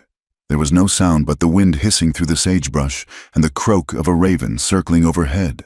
For a moment, standing on a ridge with the wind whipping her coat around her legs, she felt a sudden, terrifying expansion in her chest. She was free. There were no eyes here, no whispers, no one to measure her, to judge the width of her shoulders or the length of her stride. She was just another creature moving through the wild, no more significant than the elk or the bear. But as the sun began to dip, casting long, bruised shadows across the canyon floor, the freedom curdled into a deep, hollow ache. She was alone, She had left the only person who had ever looked at her and seen a woman instead of a curiosity. She remembered Elias sleeping, his arm thrown out to the empty space where she had been. "I did it for him," she whispered to the rocks. "I did it to save him." She was descending toward a narrow box canyon, looking for a place to bed down out of the wind, when the world exploded into noise. Horses burst from the cover of a cedar thicket. Ropes whistled through the air. Greta turned, her instincts screaming, but she was too slow. A lariat settled over her shoulders and jerked tight, pinning her arms to her sides. She stumbled, fighting for balance, her boots sliding in the loose gravel. Another rope caught her ankle. She went down hard, the breath driven from her lungs in a grunt of pain. She thrashed, kicking out with a power that surprised the riders. One horse shied violently, nearly unseating its rider. "Hold her!" a voice shouted. "She's strong as a damn ox!" Greta looked up through a haze of dust. 3 men circled her. She recognized the dusters. She recognized the cruelty in their faces. They were Hale's men, the same men who had mocked her on the trail. "Get off me!" she roared, struggling to rise, dragging the man holding the shoulder rope forward in his saddle. One of the men jumped down and ran at her. She tried to roll, to use her legs, but a boot slammed into her ribs, the injured side. The world went white. She gasped, curling in on herself as agony knifed through her. Rough hands grabbed her wrists. They bound her with rawhide, pulling the knots tight enough to bite into the skin. They hauled her up, treating her not like a person, but like a captured bear. "Well now," the lead rider said, spitting tobacco onto the ground near her face. "Look what we found wandering off the range. The boss will be very interested to see this." They did not take her back to town. They dragged her, forcing her to walk behind the horses at a stumbling pace that left her gasping for air, to an abandoned line shack nestled in the throat of the canyon. It was a rotting carcass of a building, the roof sagging, the door hanging on leather hinges. They shoved her inside. The air smelled of rat droppings and ancient mold. They pushed her into a heavy wooden chair and lashed her to it, winding the rope around her chest and the chair back, trapping her arms. Greta sat there, her chest heaving, her hair falling over her face. She glared at them. She would not cry. She would not give them that satisfaction. "What do you want?" she demanded, her voice rasping. The men laughed. They broke out a bottle of whiskey and sat on crates, staring at her with a mixture of wariness and ugly excitement. "We want your man to sign a paper," the leader said. "A simple deed transfer. He loves his land, but I reckon he might trade it to get his pet monster back. Or maybe not," the younger one snickered, taking a swig of the bottle. "Maybe he'll thank us. And then we can take her on the road." Greta went still. "I bet people in Denver would pay a silver dollar to see the Amazon bride," the man continued, his eyes crawling over her. "We could put her in a cage, make her lift heavy rocks, dress her up in a little tiny dress. It would be a spectacle. Boys. A real gold mine." The words tore through Greta's defenses like bullets. It was her nightmare made flesh. The circus, the cage, the reduction of her humanity to a sum of pounds and inches. The rage that rose in her was not hot. It was cold and hard, a glacier moving through her veins. "I am not a spectacle," she said, her voice low and dangerous. The men ignored her, passing the bottle, already spending the money they imagined she would earn them. Greta gripped the arms of the chair. She tested the ropes. They were tight, but the wood of the chair was old, dry. She closed her eyes. 1, 2, 3. She began to pull. Elias found the place where she had fallen. It was not hard to track. The scuff marks in the gravel were violent and deep. He dismounted, his movements jerky with suppressed panic. He knelt and touched the earth. He found a scrap of gray wool caught on a mesquite bush. It was from her coat. He found the boot prints of 3 horses. He knew the shoeing pattern. The blacksmith in town had a distinctive way of turning the heel calks. These belonged to the Hale outfit. Elias stood up. The wind whipped his hair across his eyes. He looked toward the canyon, then toward the town. If he rode to the canyon alone, he might get killed, and Greta would be left at their mercy. If he rode to town, he lost time. He thought of Samuel, He thought of the moment of hesitation that had cost a life. I will not freeze. He swung back onto the bay horse. He turned its head toward Blackwood. He needed witnesses. He needed the law. Even if the law was weak, he needed to burn Hale's legitimacy to the ground so that when he killed him, it would stay finished. He rode the horse hard, its hooves drumming a frantic rhythm on the hard-packed road. He reached Blackwood as the sun was touching the western horizon, painting the sky in bruises of purple and red. He rode straight to the sheriff's office and kicked the door open. Sheriff Miller was eating a plate of beans, his feet up on the desk. He jumped, his hand going to his gun, then relaxing when he saw Elias. Thorne? What in the hell? Hale's men took her. Elias said he did not shout. His voice was a quiet, terrifying vibration. Who? Greta, my wife. They ambushed her near the canyon. I found the sign. Miller wiped his mouth with a napkin, looking uncomfortable. Now, Elias. That's a heavy accusation. Maybe she just left. People talk. They say you two were having trouble. She left, Elias said, and then they took her. They are holding her, probably at the old line shack in the canyon. It is the only cover out there. Miller sighed, shifting in his chair. Look, Hale is a powerful man. I can't just go kicking down doors on a hunch. It's a domestic dispute. Likely. Elias walked to the desk. He placed his hands on the wood and leaned down. Miller shrank back. It is kidnapping, Elias said, and if you do not ride with me, I will go alone, and I will kill every man I find there. And when the circuit judge comes through, I will tell him you sat here eating beans while a woman was held prisoner. Miller swallowed hard. I am going, Elias said. Who is coming with me? He turned and walked out into the street. He stood in the center of the dust, his chest heaving. I need help, he shouted. A few people stopped. They looked at the wild-eyed rancher, the man they had whispered about for years.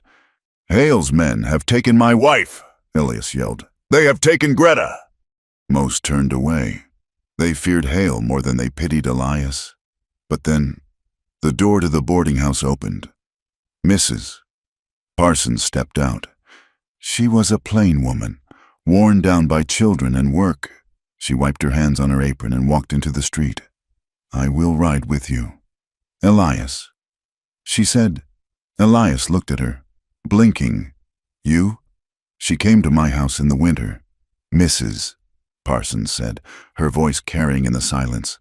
When my little girl was sick with the croup, she brought milk. She split wood from my stove because my husband was away. She is a good woman, and I will not see her treated like an animal. She looked around at the men on the boardwalk. Shame on you, she snapped. All of you, afraid of a bully like Hale. A young man, a drifter who had been working at the livery stable. Stepped forward. He spat on the ground. I never liked Hale much anyway. He cheated me on a horse trade. I'll come. Then another. An older ranch hand who had known Elias's father. Sheriff Miller appeared in the doorway, putting on his hat. He looked defeated. All right. No need to start a civil war. I'm coming. They rode out 10 minutes later. It was a motley posse. Elias, the sheriff, Mrs. Parsons riding a mule with a Winchester across her lap, and 3 hands. The sky was darkening rapidly. The wind had teeth. Elias rode at the front, his eyes fixed on the black mouth of the canyon in the distance. Every hoofbeat felt like a countdown. Tick, tick, tick. He prayed to a God he hadn't spoken to in years. Keep her safe. Give me 5 minutes. Just 5 minutes. Inside the shack, the light was failing. The men had lit a kerosene lantern, casting long, jumping shadows against the rotting logs. Greta's wrists were bleeding. The rawhide had cut deep, but she did not stop. She twisted her arms, slicking the rope with her own blood. The men were getting bored. The novelty of their captive was wearing off, replaced by the gnawing hunger of men who had been waiting too long.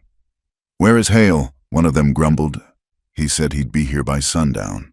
He's coming, the leader said. He wants to make an entrance, wants to see Thorne crawl. He looked at Greta. You better hope your husband loves you. Giant. Otherwise, you're going to be seeing a lot of the country from the inside of a cage. Greta stared at him. The rage had condensed into a singular point of focus. She felt the wood of the chair back give slightly. A crack. She took a breath.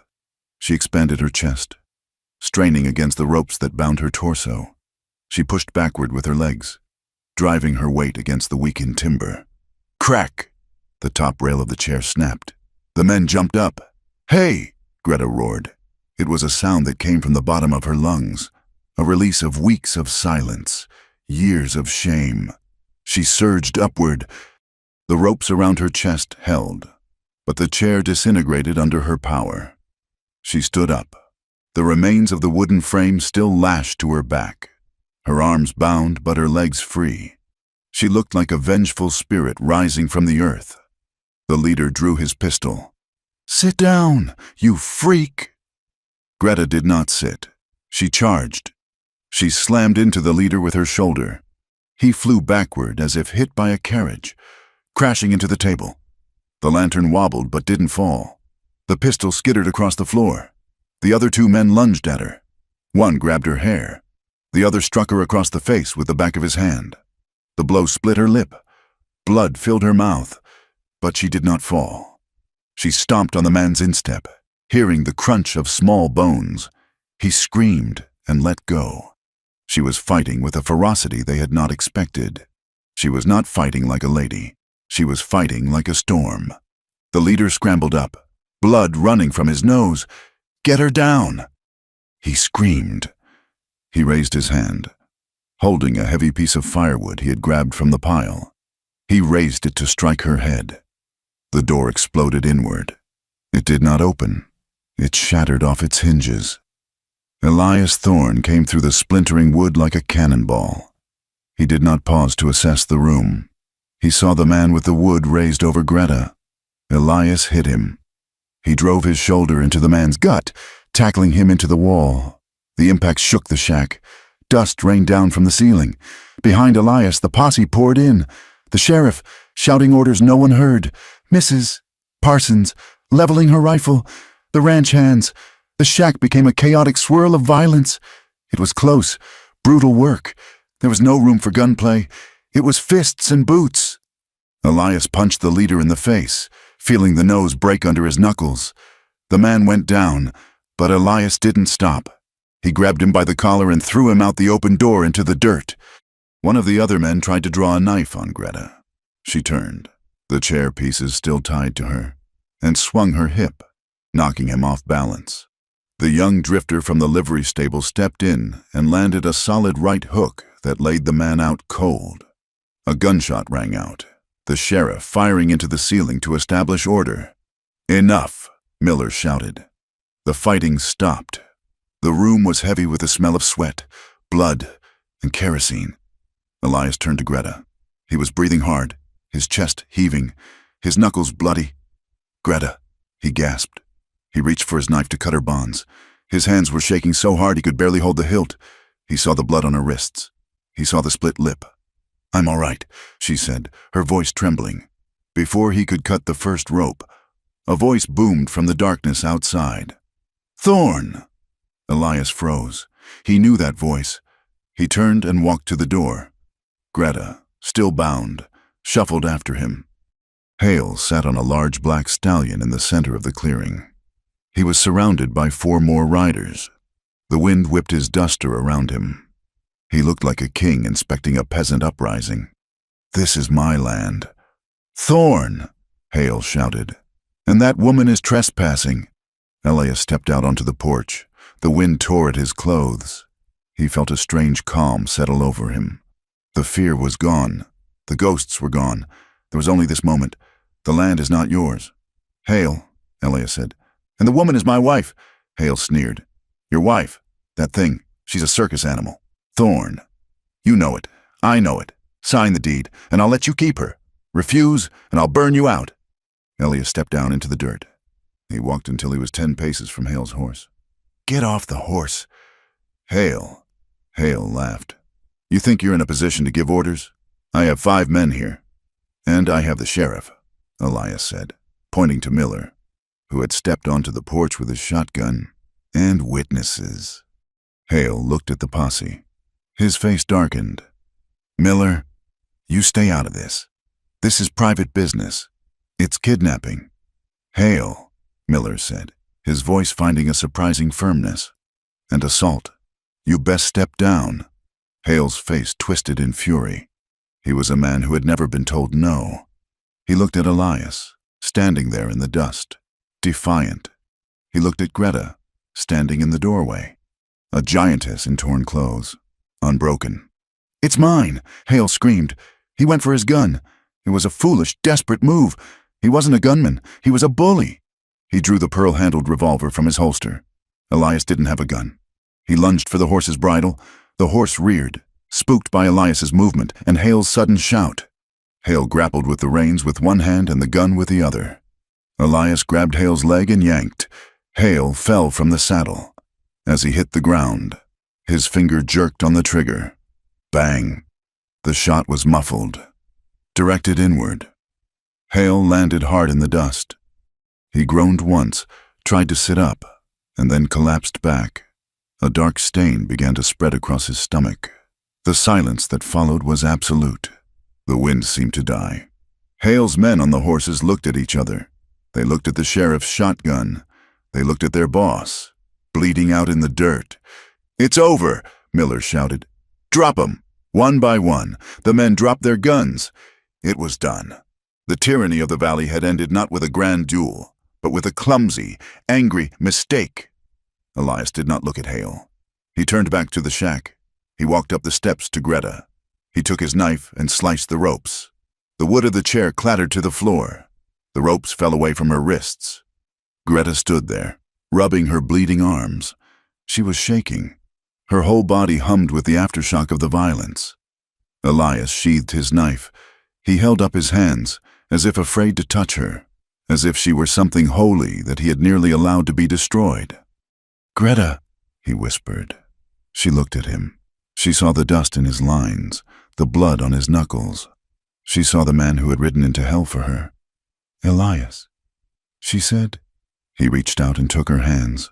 His grip was gentle, barely there. "I am sorry," he said.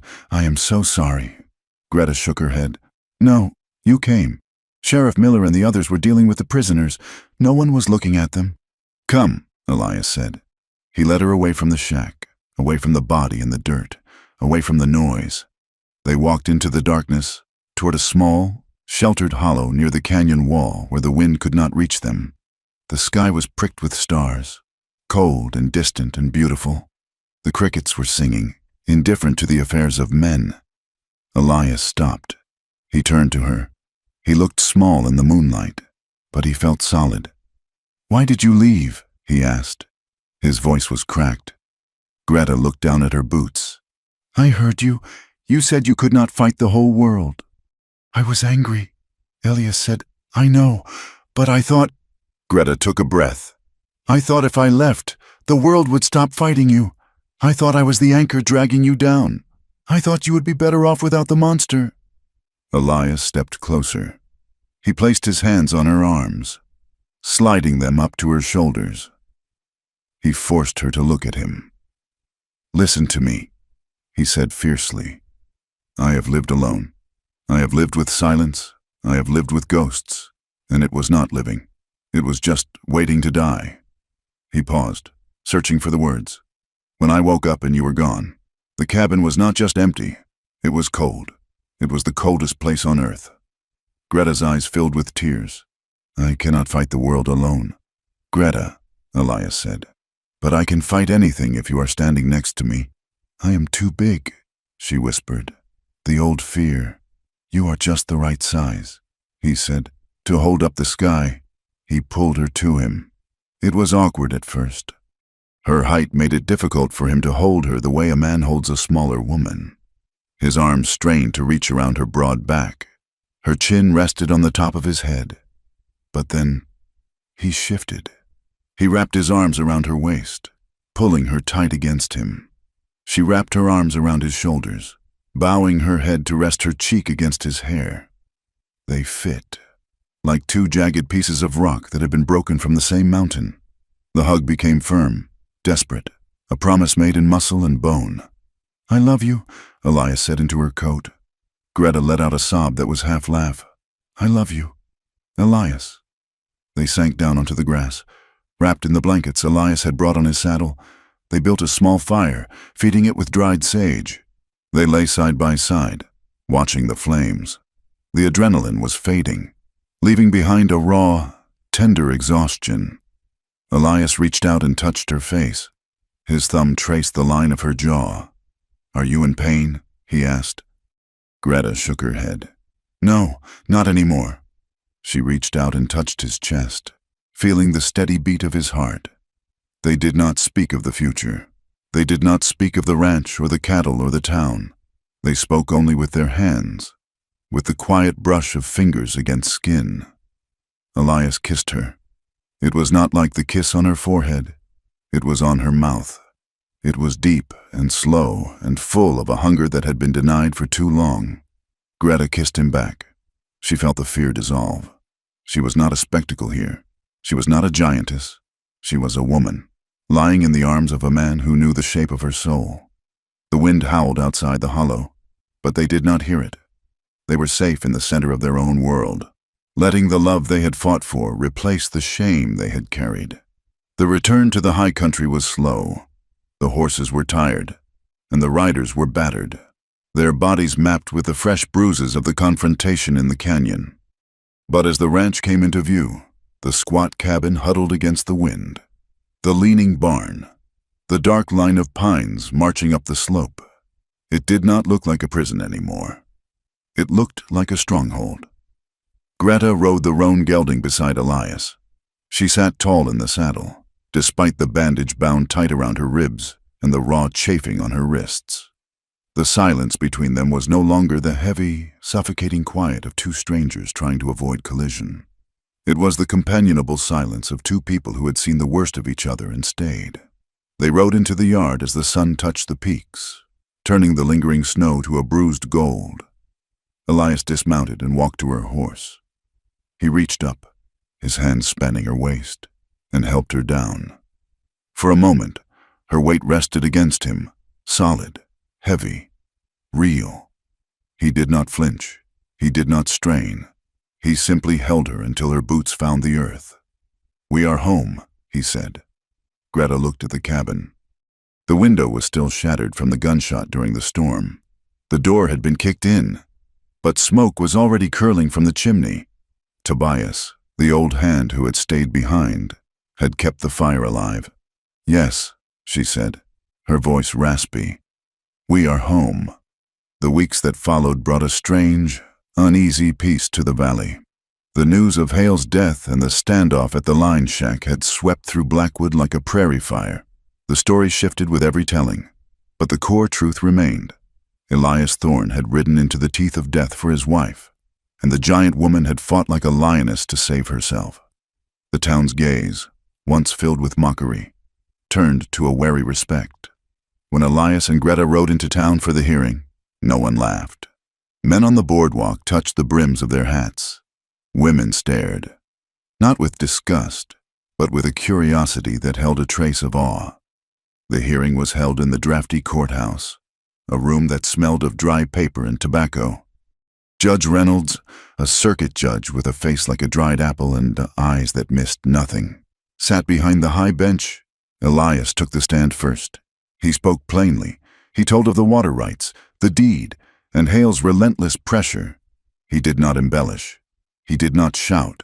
He stood like a rock in a stream, letting the truth flow around him. Then, it was Greta's turn. The bailiff called her name. Greta Hanson Thorne. She stood up. The chair creaked. She walked to the witness box. It was small, built for smaller men. She did not try to squeeze into it. She stood beside it, her hands clasped in front of her, towering over the clerk. Hale's lawyer, a slick man from Denver, tried to rattle her. He asked if she had provoked the men. He asked if she was truly a wife or, as rumors suggested, a hired laborer in a dress. Greta looked at the judge. She ignored the lawyer. I was taken from my home, she said. Her voice was low, filling the room without effort. I was bound. I was beaten. They planned to put me in a cage. They treated me like a beast because I am large. But I am not a beast. I am a citizen. And I am a wife. She looked at Elias in the front row. My husband came for me. He offered his life for mine. That is the only truth that matters here. The courtroom was silent. The judge looked at her, really looked at her. Over his spectacles, he saw the scars on her wrists. He saw the dignity in her posture. He banged his gavel, ruling for the defendant, Elias Thorne. The judge said, "The claim by the Hale estate is void. The grazing rights belong to the Thorne Ranch, and let it be known that any man found harassing this family will answer to this court." It was over. Justice was not a parade. It was a stroke of a pen and the bang of a hammer. But as they walked out into the sunlight, Greta felt the air enter her lungs a little easier. Yet, the scars of the mind do not heal as neatly as the scars of the flesh. In the quiet of the evenings, Greta still struggled. She would catch her reflection in the dark window glass, the broad expanse of her shoulders, the height that made the cabin ceiling feel low, and the old shame would wash over her. She worried that she was too much for Elias. She worried that now, with the danger past, he would look at her and see only the strangeness of her, the unnatural size that the preacher's wife had whispered about.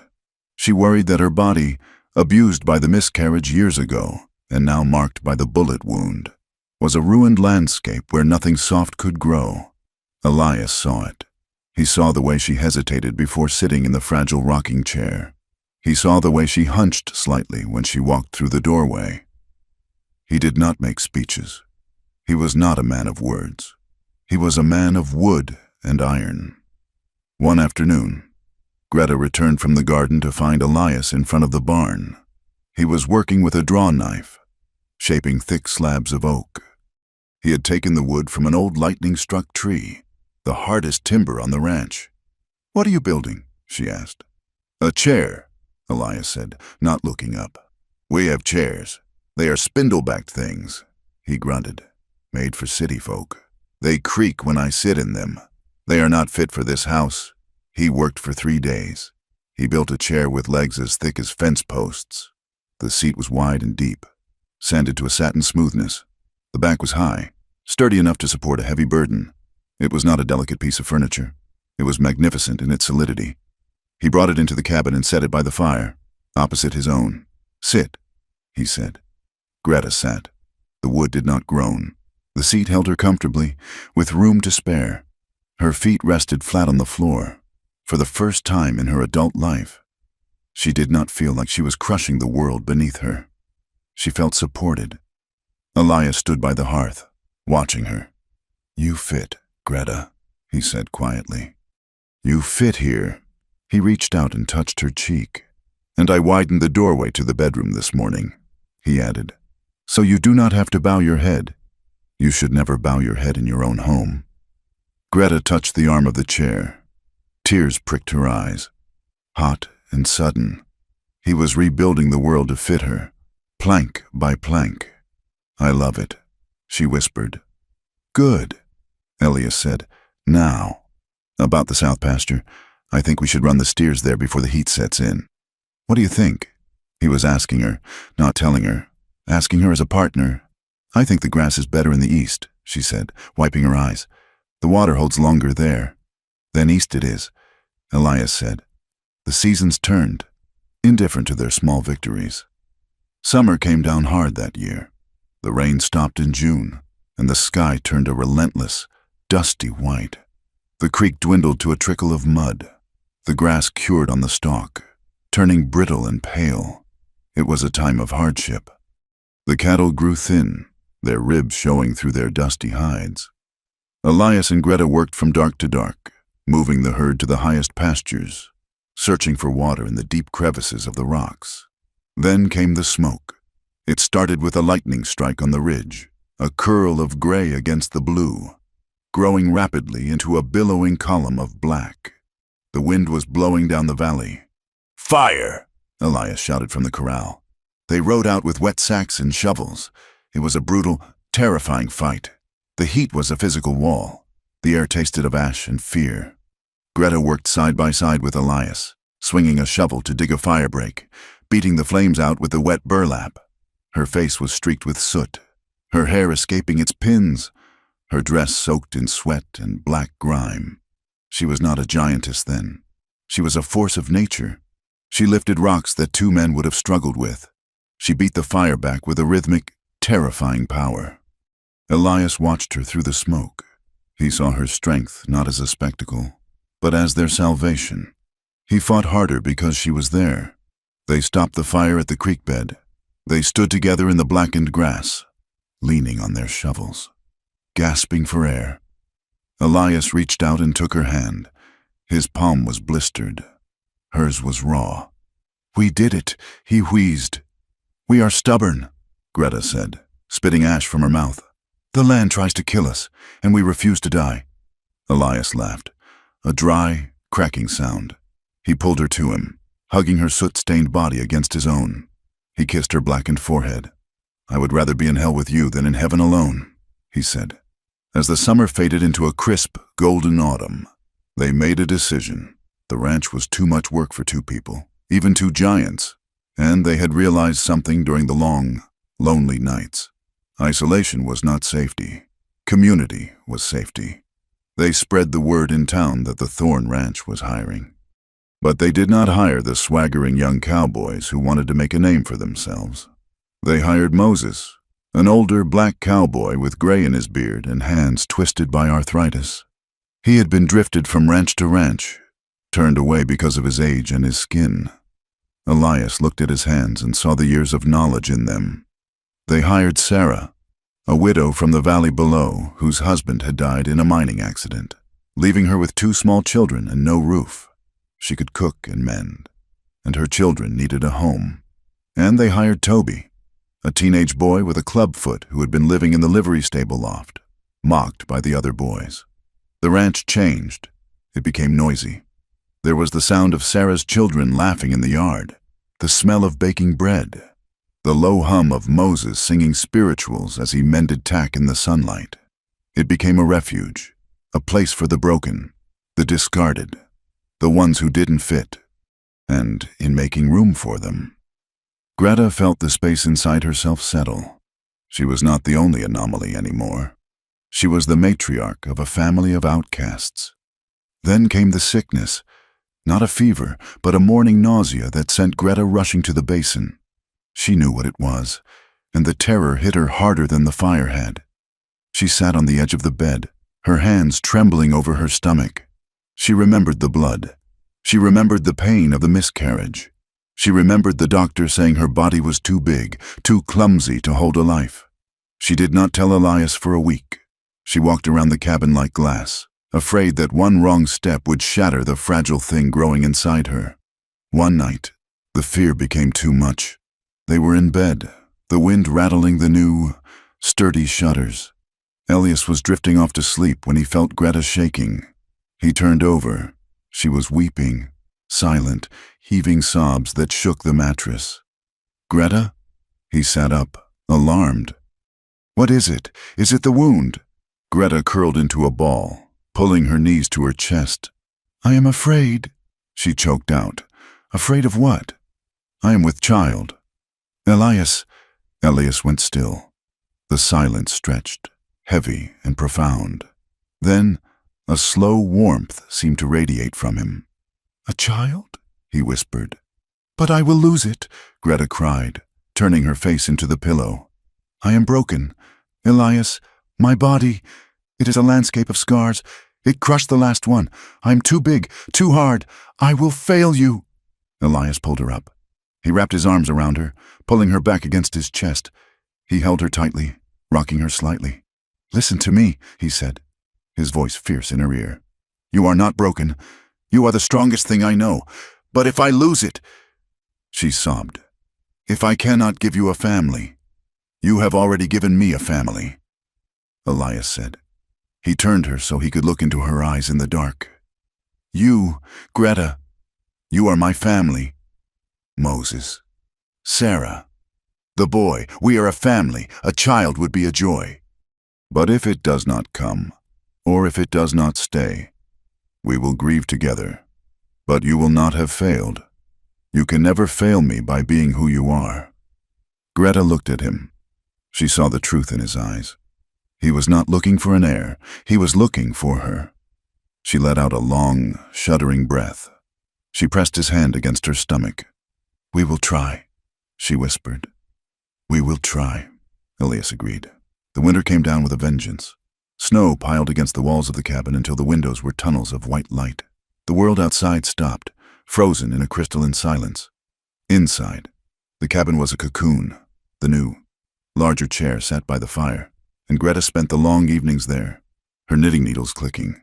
She was knitting tiny things, socks that looked impossibly small in her giant hands, blankets of soft yellow wool. Elias sat opposite her, repairing harness leather. They talked softly. They talked to the child.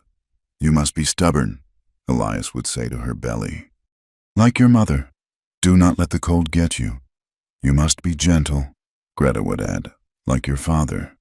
The fear was still there, a low hum in the back of Greta's mind. But it was manageable now. She ate well. Sarah made sure of that, fussing over her with broths and stews. Moses whittled a cradle from pine, smoothing the wood until it was soft as silk. The baby grew.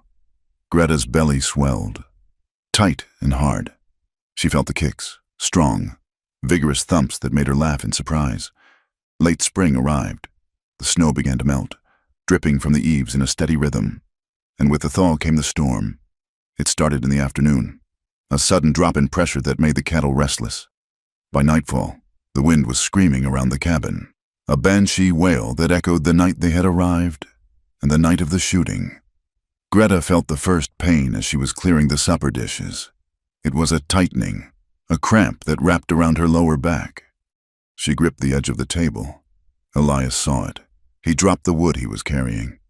"It is time," he asked. Greta nodded, her face pale. "It is time." Elias moved with efficiency. He sent Toby to fetch the midwife from town.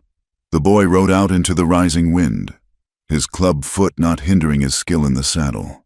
The hours that followed were a blur of agony and noise. The wind battered the cabin, shaking the timbers.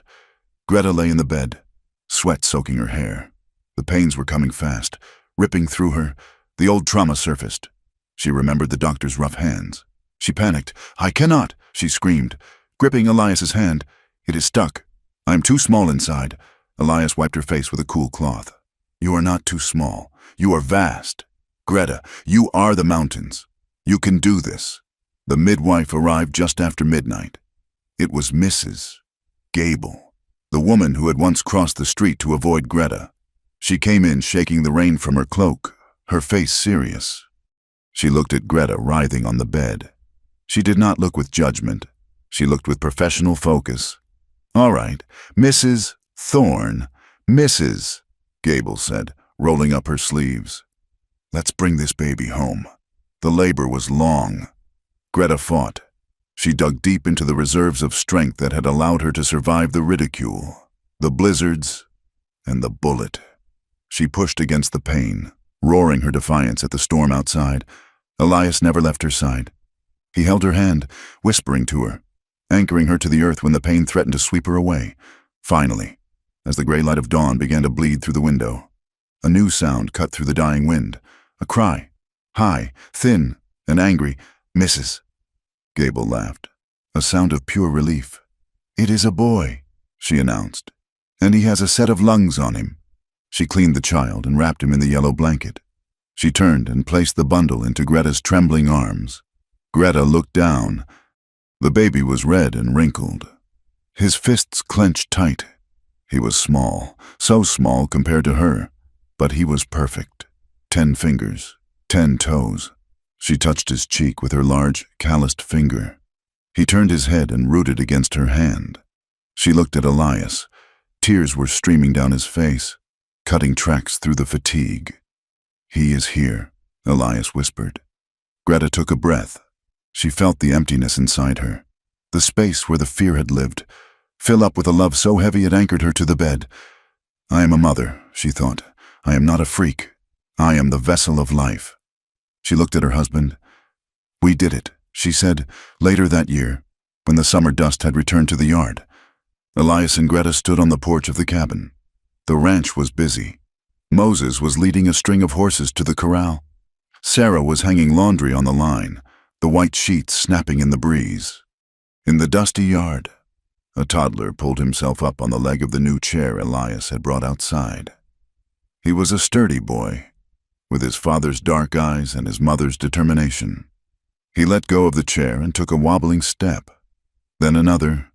He fell, landing on his padded bottom. He did not cry. He looked up at his parents and laughed. Greta stood with her arm around Elias's waist. He had his arm around her shoulders. They were a towering pair, two silhouettes against the vast, indifferent backdrop of the granite mountains. The wind was still sharp. The land was still hard. There would be more droughts, more storms, more winters where the snow piled high. But as Greta watched her son stand up again, she felt a peace as deep as the canyon roots. She was no longer the terrifying giant bride. She was Greta. She belonged to the land. She belonged to Elias. And most of all, she belonged to herself. Elias squeezed her shoulder. "He walks well," Elias said. "Yes," Greta answered, leaning her head against him. "He has good ground to walk on." They stood there, hand in hand, facing the Wild West together, no longer crushed by the weight of the world, but strengthened by the love that had carried them through every dark, too deep place. Thank you for listening to You're Going Too Deep. The terrified giant bride gasped. But the cowboy said, "I need to reach the..." I hope this story of Elias and Greta touched your heart and reminded you that love can bloom even in the harshest of soils. I would love to know where you are listening from today. Please leave a comment below sharing your city or country. If you enjoyed this story, please consider subscribing to From Wild West for more tales of resilience, romance, and the untamed frontier. Share your thoughts in English in the comments. What did you think of Greta's journey? I look forward to reading your words.